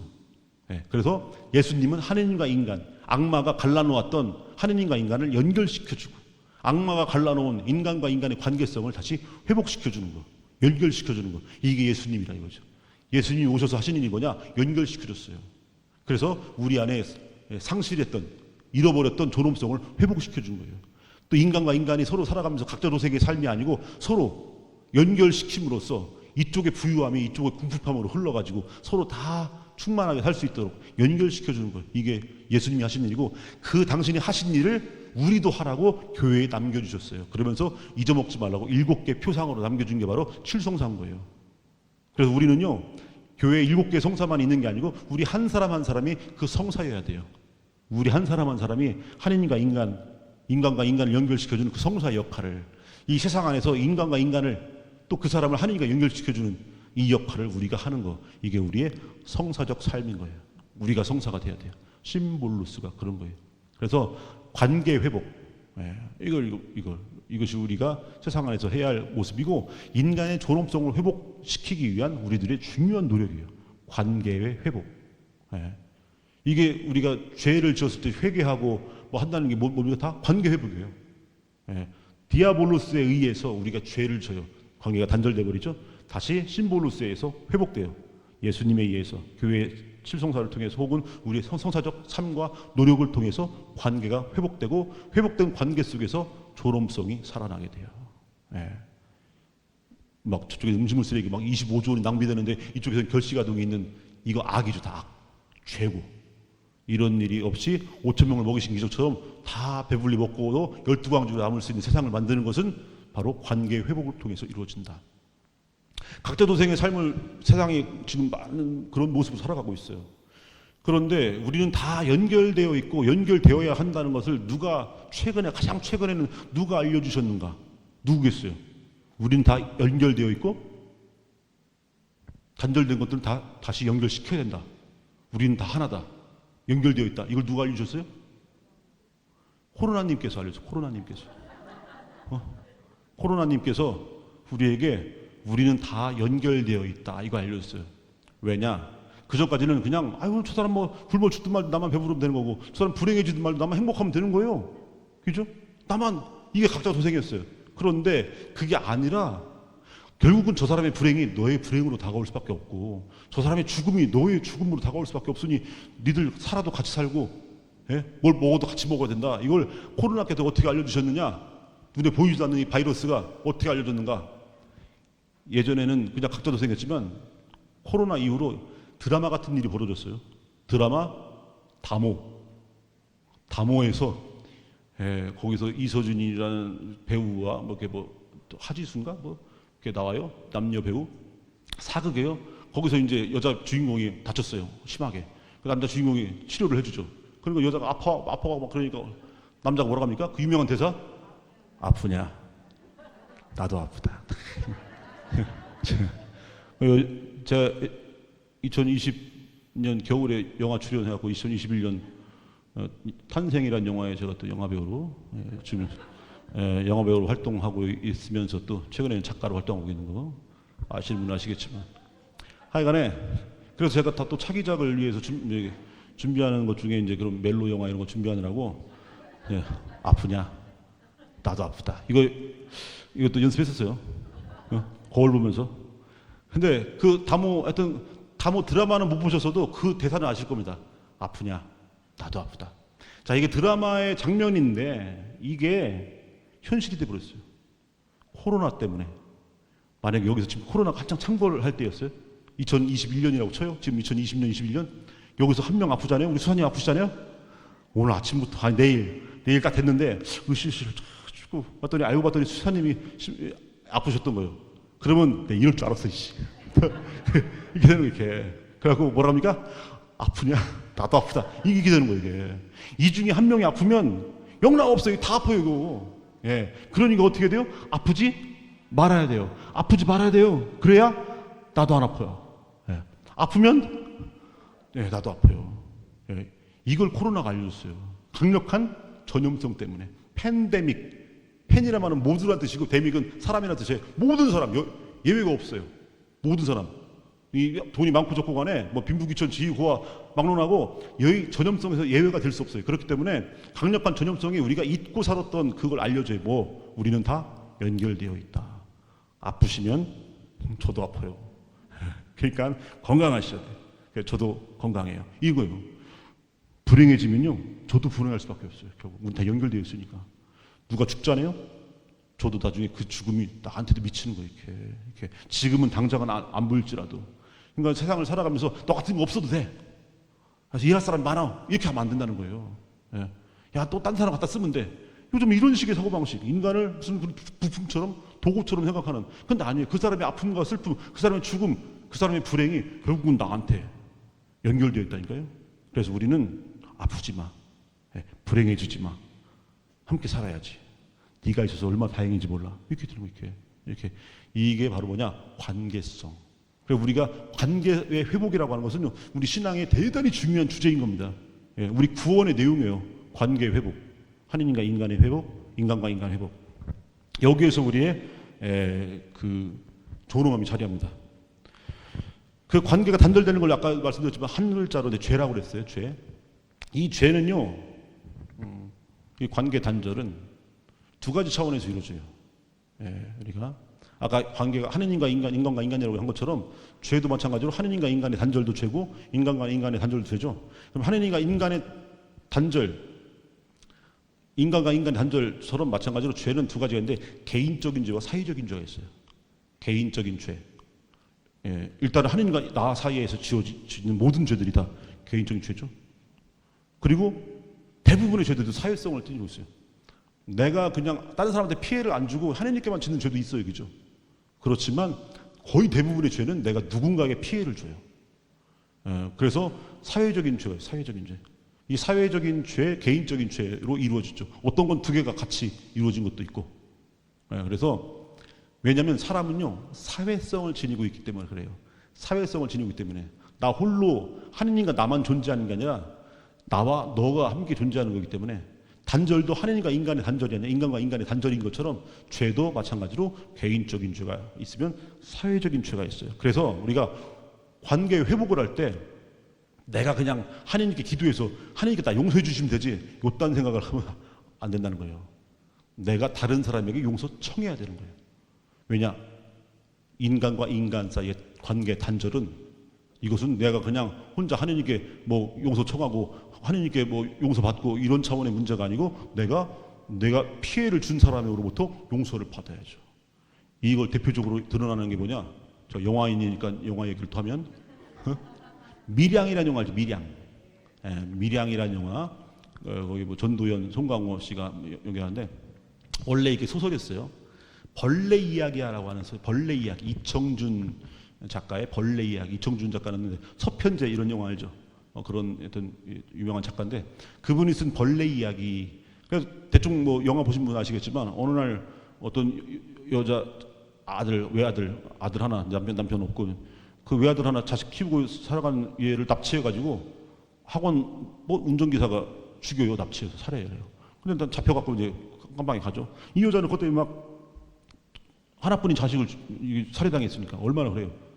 그런데도 불구하고 어쩌거나 그러다가 교회 다니는 사람, 개신교 다니는 사람 만나서 어떤 신앙생활 하면서 이제 그러면서 다시 마음을 잡고 주변 사람들이 또 그 마음의 짐을 덜으려면은 그 사람을 가서 용서해 주라 하는 거예요. 그래갖고 이제 용서해 주러 큰맘 먹고 이제 가요. 그래, 내가 용서해 주지 않고 마음속으로 그렇게 막 그 사람에 대한 분노 이것만 키워봤자 죽은 아들이 되살아오는 것도 아니고 그러니까 내가 나 스스로를 살리기 위해서라도 가서 용서해 주자 하고 이제 그 사람 사형 선고 받았는데 그 사람 용서해 주러 딱 가요. 갔는데 웬걸 지가 용서 받았다네. 예?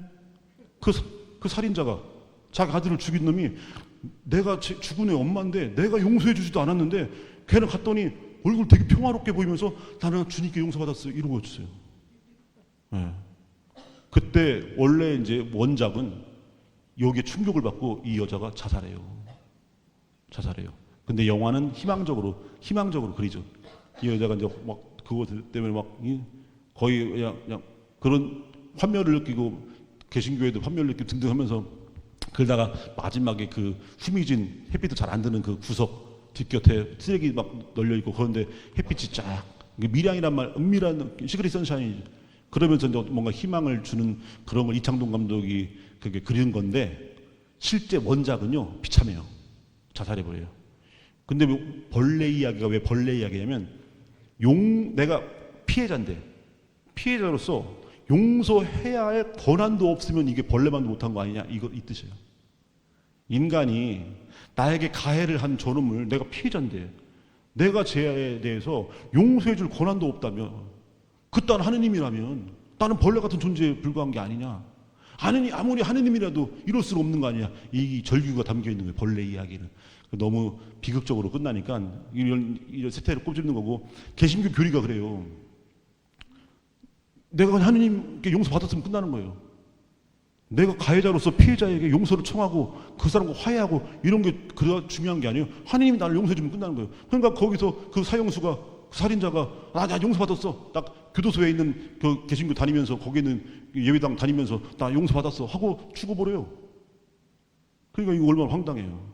예. 그래서 우리 죄는요 하느님과 인간 사이의 죄, 하느님과 인간 사이의 회복만 있는 게 아니에요. 나와 너 사이에 회복이 있어야 되는 거예요. 예. 이게 사회적 죄라는 거예요. 이게.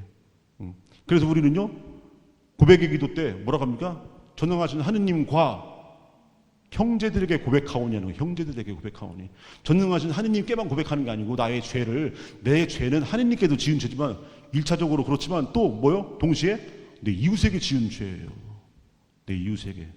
그러니까 내가 내 이웃에게 피해를 끼치고 가해를 했으면 내가 누구에게? 그 이웃에게 7번이 아니라 77번까지는 용서 청하고 그 사람 용서해 줄 때까지 계속해서 머리 조아리고 무릎 꿇고 사죄해야죠. 이게 마땅히 우리가 해야 할 모습인데 너무 일방적으로 우리 죄의 사회성에 대한 부분은 너무 모르고 그냥 하느님이 다 용서해줬다 이딴 식으로만 한다 이거죠. 예, 잘못됐다. 예. 왜냐 관계 회복은 하느님과 인간만이 아니고 인간과 인간의 관계 회복을 통해서 하느님과 인간도 관계 회복되는 거예요. 우리가 사랑의 이중계명이 있죠. 하느님 사랑, 이웃 사랑. 이웃 사랑 없는 하느님 사랑 있을 수가 없어요. 하느님께 대한 사랑은요 성당에 와서 미사만 열심히 한다고 되는 게 아니에요. 물론 그것도 중요합니다. 하지만 본질적으로 하느님께 대한 진짜 사랑은 뭘 통해서? 인간에 대한 사랑을 통해서 하느님께 대한 사랑이 이루어지는 거예요. 그래서 뭐라고 합니까? 성서에서 눈에 보이는 인간도 살아가지 못하면서 눈에 보이지 않는 하느님 사랑한다는 건 말이 안 되는 거예요. 그건 거짓인 거죠. 예. 그래서 하느님 사랑은 이웃 사랑을 통해서 완성되는 거예요. 근데 그걸 모르고 그냥 성당에 와서 돌로 만들어지고 십자가 쇠로 만들어진 그 십자가에만 절하는 것이 그것이 관계 회복인 줄 착각하는 사람도 있다 이거죠. 이게 아니다. 그래서 죄는 두 가지 이중의 죄가 있다. 개인 하느님과 인간. 하지만 사회적인 죄 인간과 인간 죄가 있다. 다시 말해서 관계 회복도 두 가지 차원에서 이루어지는 거다. 또 한 가지 우리가 생각해야 할 것은 이 관계 단절 있잖아요. 한 인간이 만들어 놓은 이 관계 단절 안에서 이 사회적인 죄가 있다고 그랬죠. 이것이 오랜 세월 누적돼 버리면 구조적인 죄가 돼 버립니다. 구조적인. 우리가 적폐라고 얘기하는 것도 적폐. 법과 잘못된 법, 악법, 잘못된 제도, 잘못된 구조들을 통해서 이제 그 폐악을 부렸던 사람들은 인생 100년이니까 죽고 사라져도 그 죄의 구조가 남아서 사람들을 끊임없이 단절시키고 괴롭히고 존엄성을 상실케 하는 이런 일이 벌어진다 이거죠. 그래서 죄의 구조적인 죄가 있어요. 구조적인 죄. 이것을 우리가 없애버려야 되는 거예요. 그러니까 죄는요, 한 사람의 영역이 아니라 그 사회 구조와 연결되어 있어요. 우리가 독재 정권 오랜 세월 독재 정권 치하에 있으면요, 그들이 만들어 놓은 그런 법, 제도 이런 것들이 계속 괴롭혀요. 잘못된 죄의 구조로. 우리가 일제 36년을 겪었죠. 지금까지도 안 사라지고 있어요. 지금까지도. 지금 일제시 시즌2, 일제시대 시즌2, 용산 총독부 시대로 우리가 살아가고 있어요. 안 사라져요, 이거. 이 정도로 아주 똘똘 그야말로 이 허물어지지 않고 그동안 살아남았고, 왜냐면 해방이 되면서 반민족 행위자 그 처벌을 해서 반민특위라고 그러죠. 이걸 실패해버리는 바람에 그 민족 반역자들이 우리 사회의 중요한 요직들 다 차지하고 앉아갖고 지금 그동안 바퀴벌레처럼 숨어 있다가 이제는 대놓고 드러나, 대놓고. 그래갖고 독립기념관장에 친일파가 들어왔는가 하면 가장 반인권적인 인사가 국가인권위원회 위원장으로 지금 추대되고 있고, 이런 일이 그냥 버젓이 백주대낮에 벌어지고 있어요. 이게 왜 이런 일이 벌어지느냐? 죄는 한 개인의 차원에서 끝나지 않고 이게 사회 구조를 그 죄악의 구조로 만들어 버리기 때문에, 그래서 우리는 관계 회복이라고 하는 걸 만들기 위해서는요, 이 사회 구조적인 부분도 뜯어 고쳐야 되는 거예요. 그래서 한인과 인간, 인간과 인간이 관계를 형성하는, 연결될 수 있는 이 구조를 사회 구조적 체제적인 차원에서도 이걸 만들어 가야 된다. 이 지금까지도 국가보안법이라고 하는 게 안 없어지고 있어요. 국가보안법. 국가보안법이 언제 만들어진 줄 아세요? 1948년 정부 수립과 함께 만들어졌어요. 이 국가보안법의 모태가 뭐냐면 치안유지법이에요. 일제가 만든, 일제가 독립군 때려잡으려고, 독립운동가 때려잡으려고 1941년에 패망이 점점 다가올 때 아주 마지막으로 발악을 하면서 만든 법이 치안유지법이라고 하는 일제가 만든 악랄한 법인데, 그걸 모태로 해서 그 조항과 그 법조문들을 그대로 갖다 썼어요. 그래서 1948년 남한 단독정부 하면서 이제 민주인사들을 때려잡으려고 만들어 놓은 법이 바로 이게 국가보안법이에요. 지금도 7조, 국가보안법 7조는 뭐냐? 찬양고무죄라고 하는 거예요. 그래서 이 찬양고무죄라고 하는 것에서 보면 어떤 사회에 어떤 위해를 가하는 뭐 이런 식으로 모호하게 해석했어요. 그래서 해석하는 사람마다 그냥 정권, 반정권 이런 차원의 것은 다 그냥 너 빨갱이야라고 하면서 다 잡아 가두고 고문하고 이렇게 박해할 수 있도록 이렇게 해놨어요. 막걸리 보안법이라는 게 있죠. 막걸리 한잔 하다가 정부 비판하면 그냥 끌려 들어가는 거예요. 주소세도 모르게 그냥. 그러다가 죽을 수도 있고 고문당하고 이렇게. 이런 식의 국가보안법이 우리 1948년 이후로 안 없어지고 있어요. 없앤다 하다 안 없어져요. 이게 뭡니까? 대표적인 죄의 구조들이 그대로 남아있는 거예요. 그동안 이 국가보안법 때문에 얼마나 많은 사람이 죽어갔는가. 그런데도 이미 그 옛날 그 독재자들은 다 사라졌죠. 늙어 죽었죠. 늙어 죽었지만 그들이 만들어 놓은 이 죄의 구조는 그대로 남아있죠. 이 죄의 구조 안에서 인간의 존엄성이 잘 유지될 수가 없어요.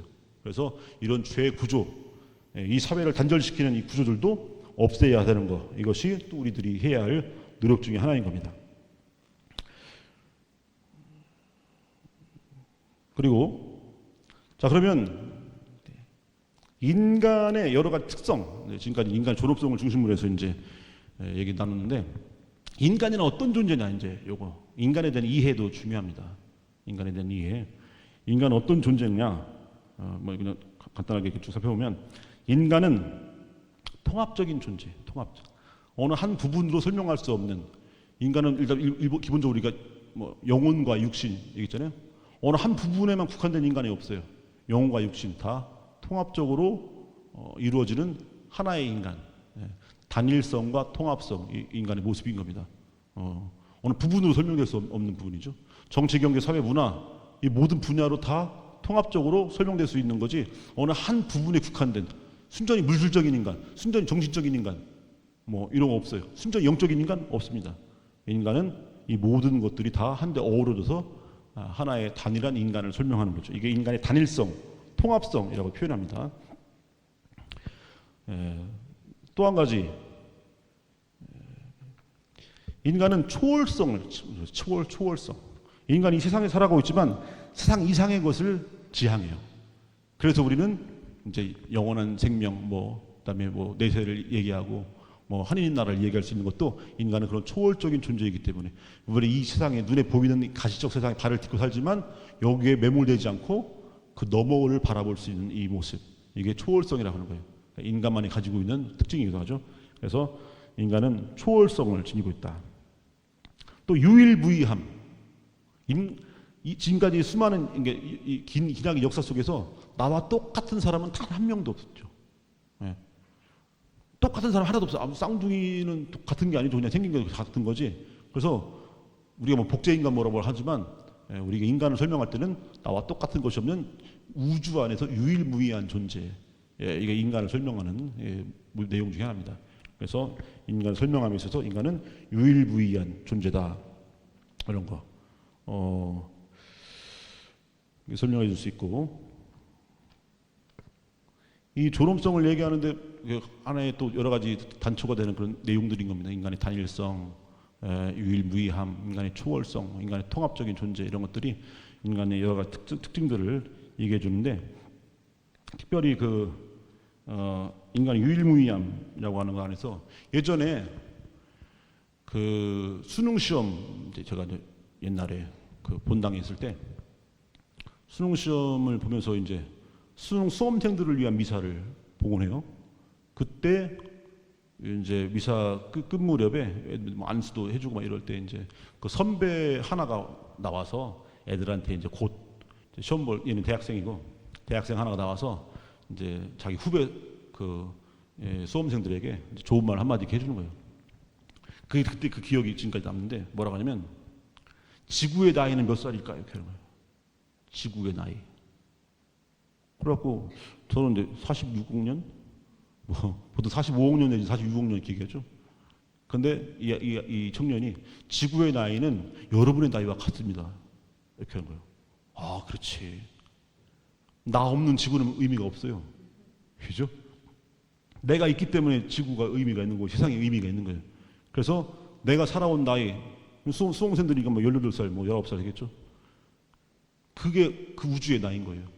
그게 지구의 나이인 거고, 그걸 설명하면서 이제 그러니까 너무 시험 때문에 그것 때문에 너무 이렇게 스트레스 받고 하는데 너희들이 중요하다라고 하면서 이제 그런 의미 부여해주면서 격려해주고 용기를 갖고 지금 보는 시험이 인생의 전부가 아니니까 너무 걱정하지 말고 하면서 이제 좋은 얘기를 해주더라고요. 근데 그 얘기가 그냥 감명 깊어서 지금까지 기억에 남는데 생각해보니까 그래요, 진짜. 나 없는 우주는 의미가 없어요. 예. 그렇기 때문에 그런 의미에서 어떻게 보면 만약에 여기 만약에 한 30분 계시다. 30개의 우주가 있는 거예요, 여기. 30개의 우주. 이게 인간의 존재의 어떤 가치예요. 한 사람 한 사람이 우주인 거예요. 그래서 재작년 10월 29일에 159개의 우주가 없어져 버린 거예요. 159개가. 그리고 지금부터 10년 전에는 2014년 그때는 304개의 우주가 없어져 버렸어요. 예. 이게 인간의 모습인 거예요, 인간이. 예. 그 무엇과도 바꿀 수 없는 유일무이함. 이게 인간의 모습이에요. 그 존엄함은 우리는 전 세계 80억인 것이 80억분의 1이 아니에요. 나 하나가 우주인 거예요. 그 하나하나의 고유한 존엄함이 함께 어우러 살고 있는 거예요, 이게. 우리는 80억분의 1이 아니다. 우리는 전부일 수 있는 거예요. 하나님의 시선이 그예요. 하나님의 시선이 우리를 바라보실 때 80억분의 1로 바라보지 않아요. 우리 하나를 바라볼 때 우리가 전부인 거예요. 그래서 하나님의 구원은 우리 모두를 살리는 거예요. 단 하나의 우주도 잃어버리지 않으려는 하나님의 모습. 다 살리려고 하는. 이게 우리의 존엄함을 바라보는 하나님의 시선이에요. 하나님은 우리를 80억분의 1로 바라보지 않는다. n분의 1로 바라보지 않아요. 우리를 전부로 바라봐요. 이것이 어디서 드러나느냐? 잃어버린 양 한 마리를 찾아 나서는 목자의 모습이 나와요. 목자가 왜 잃어버린 양 한 마리를 찾아 나서겠어요? 사람들은 여기서 뭘로 생각하냐면 99마리와 한 마리 사이의 선택이라고 생각해요. 많은 사람들이 99마리 양과 한 마리 양 중에서 목자는 한 마리를 택했다라고 생각해요. 이건 99냐 하나냐 99와 1의 선택이 아니고 전부냐 혹은 일부분의 선택인 거예요. 99도 일부분이고 하나도 일부분이에요. 근데 그 한 마리를 찾아 나서는 행위는 뭐냐면 하나도 잃지 않으려고, 다시 말해서 100% 살리려고. 이게 하나님의 뜻이다 이거예요. 왜냐하면 그 양 한 마리가 없어짐으로 해서 불완전한 게 돼버리는 거예요. 불완전한 게. 그래서 그 한 마리는요 100분의 1이 아니에요. 그 한 마리가 사라지는 순간 온전하지가 않는 거예요. 온전하지가. 예.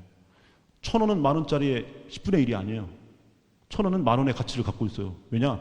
10,000원 주고 9,000원 주고 못 사고 꼭 10,000원 주고 살아야 할 물건에서 9,000원만 있으면요 나에게 부족한 1,000원은요 10,000원의 가치와 똑같은 거예요. 그죠?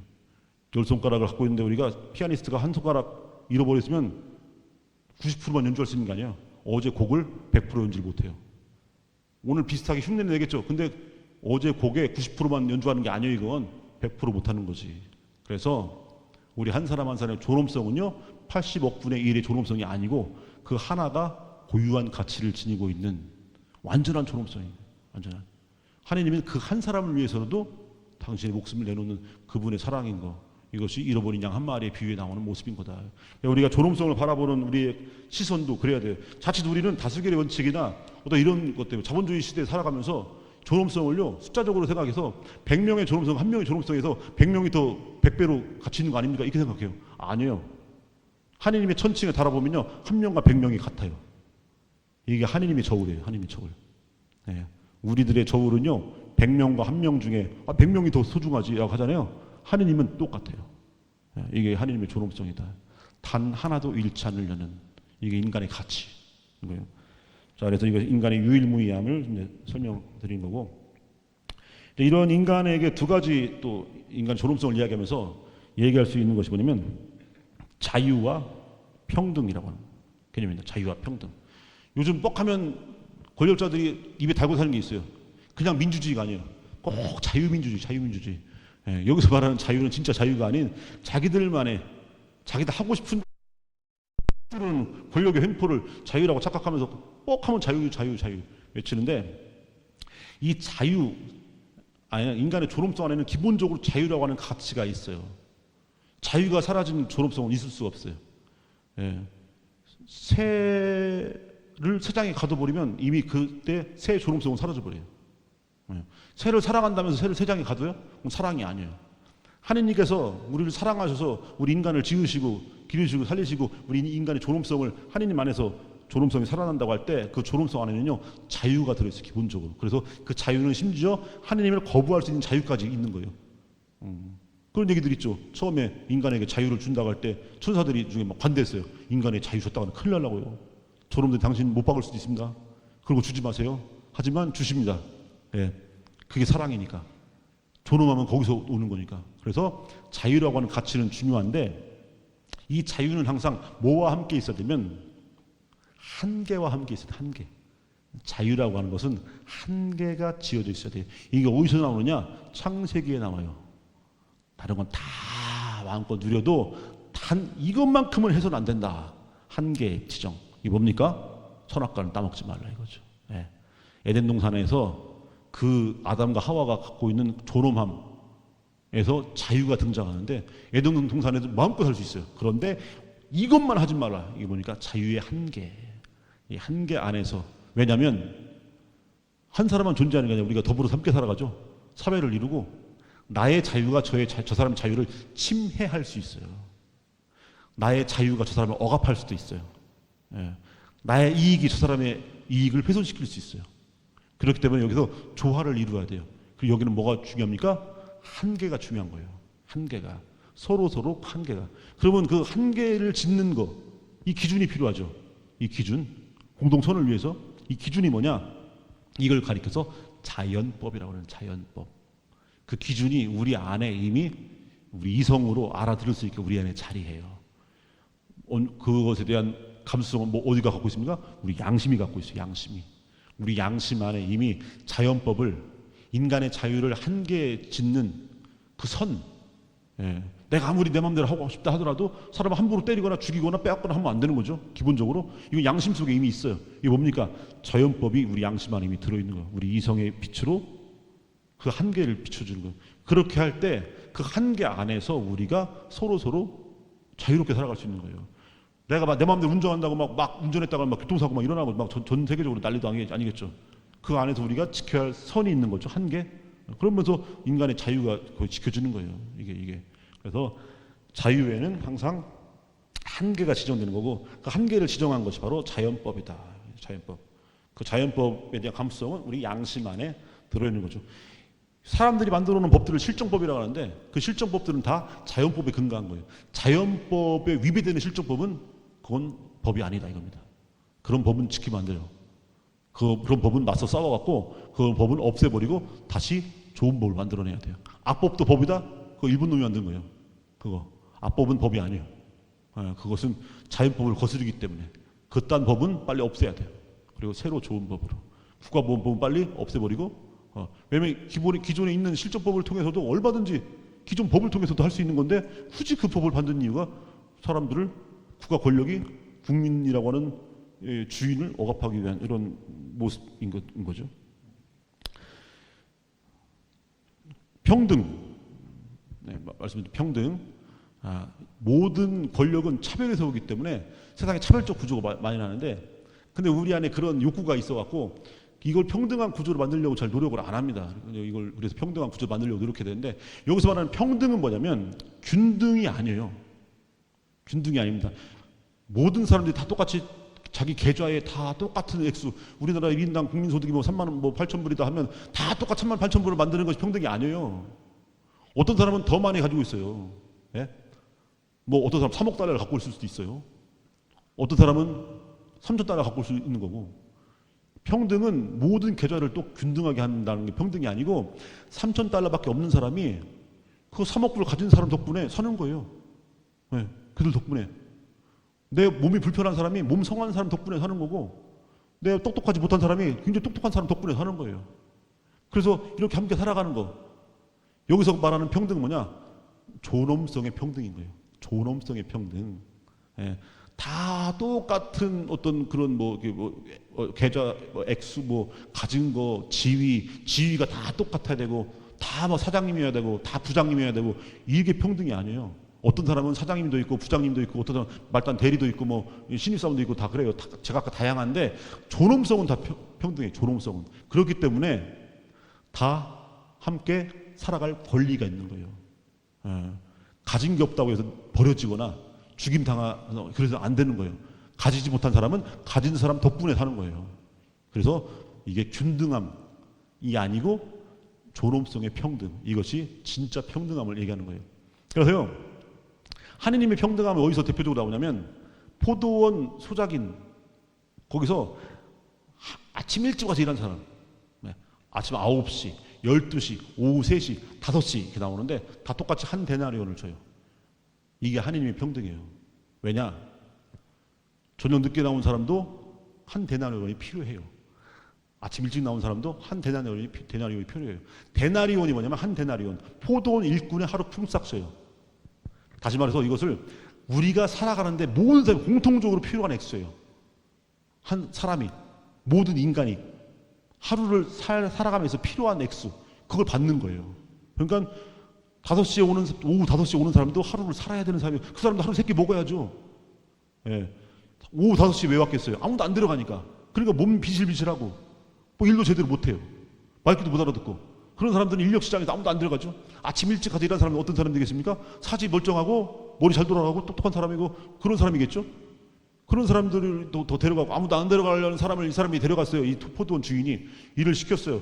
그리고 똑같이 하루 품삯을 주는 이유는, 아무리 별볼일 없고 가난하고 몸도 성치 못하고 비리비리하고 남 하는 일보다 제대로 하지도 못하고 10분의 1밖에 못하고 하는 사람들도 똑같이, 아니 오히려 더 많은 돈이 필요할 수 있어요. 약값도 들어가고 수술비도 들어가고.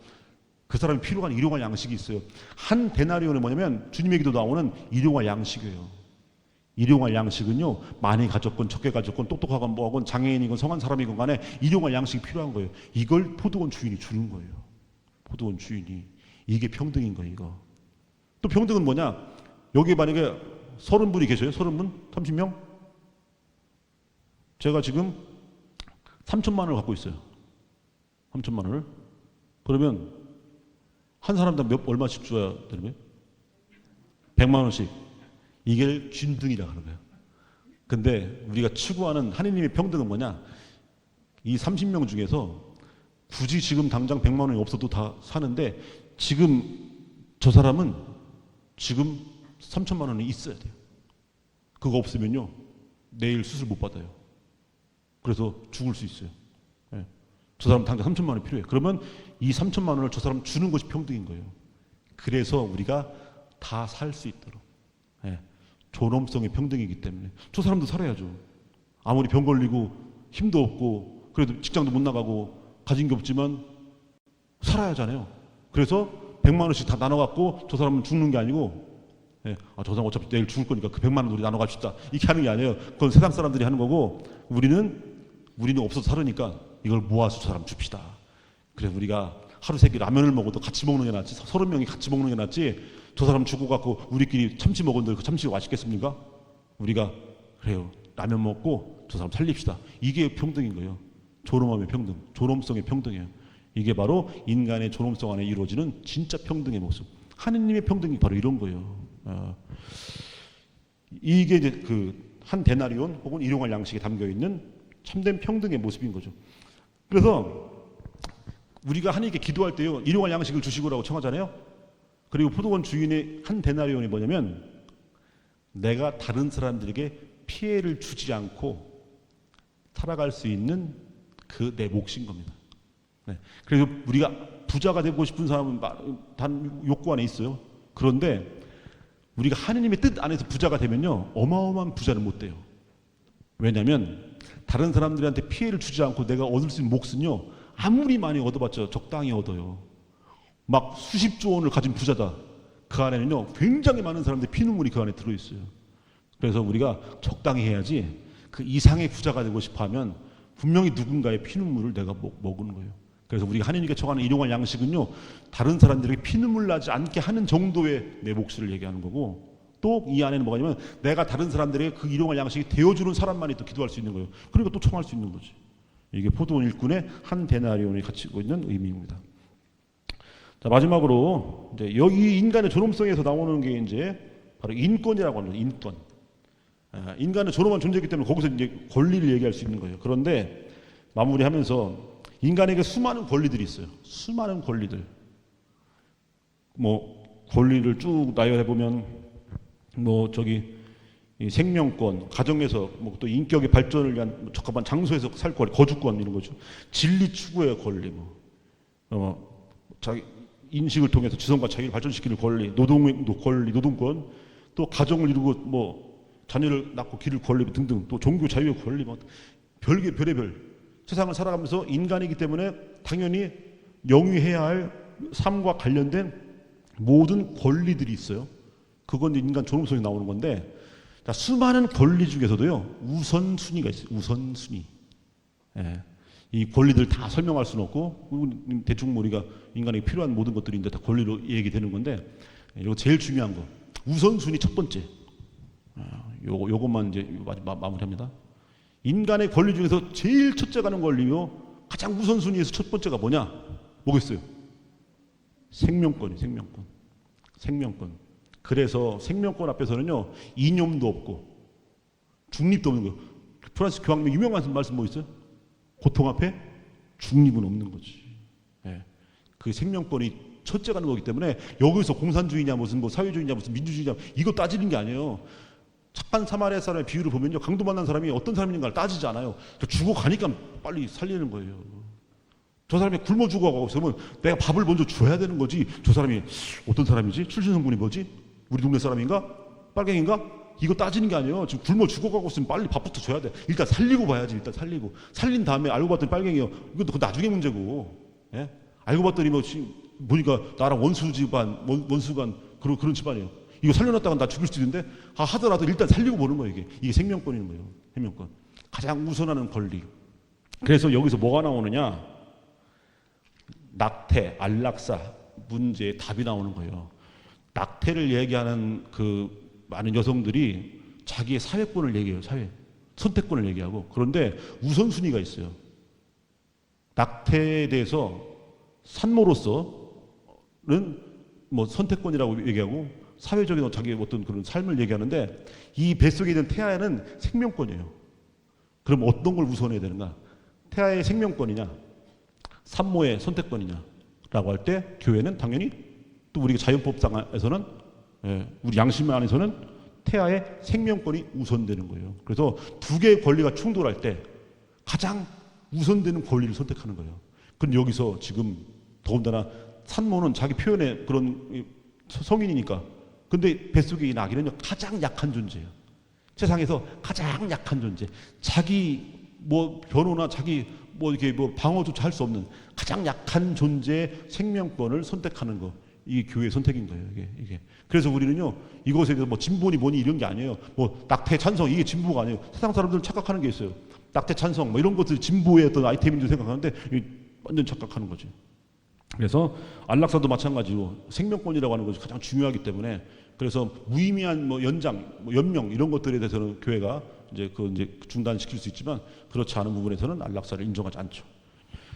이 모든 권리들은 아까 저기 자유가 한계가 지어진 것처럼 권리에는 뭐가 있냐면 의무라는 게 있습니다. 의무. 왜냐하면 권리와 권리가 충돌하기 때문에 권리 안에는 한계가 지어져 있어요. 그 한계가 뭐냐? 의무라고 하는 겁니다. 그 의무를 지키는 안에서의 권리인 거지. 그래서 우리는요 모든 권리는 모든 권력은 번한해야 돼요.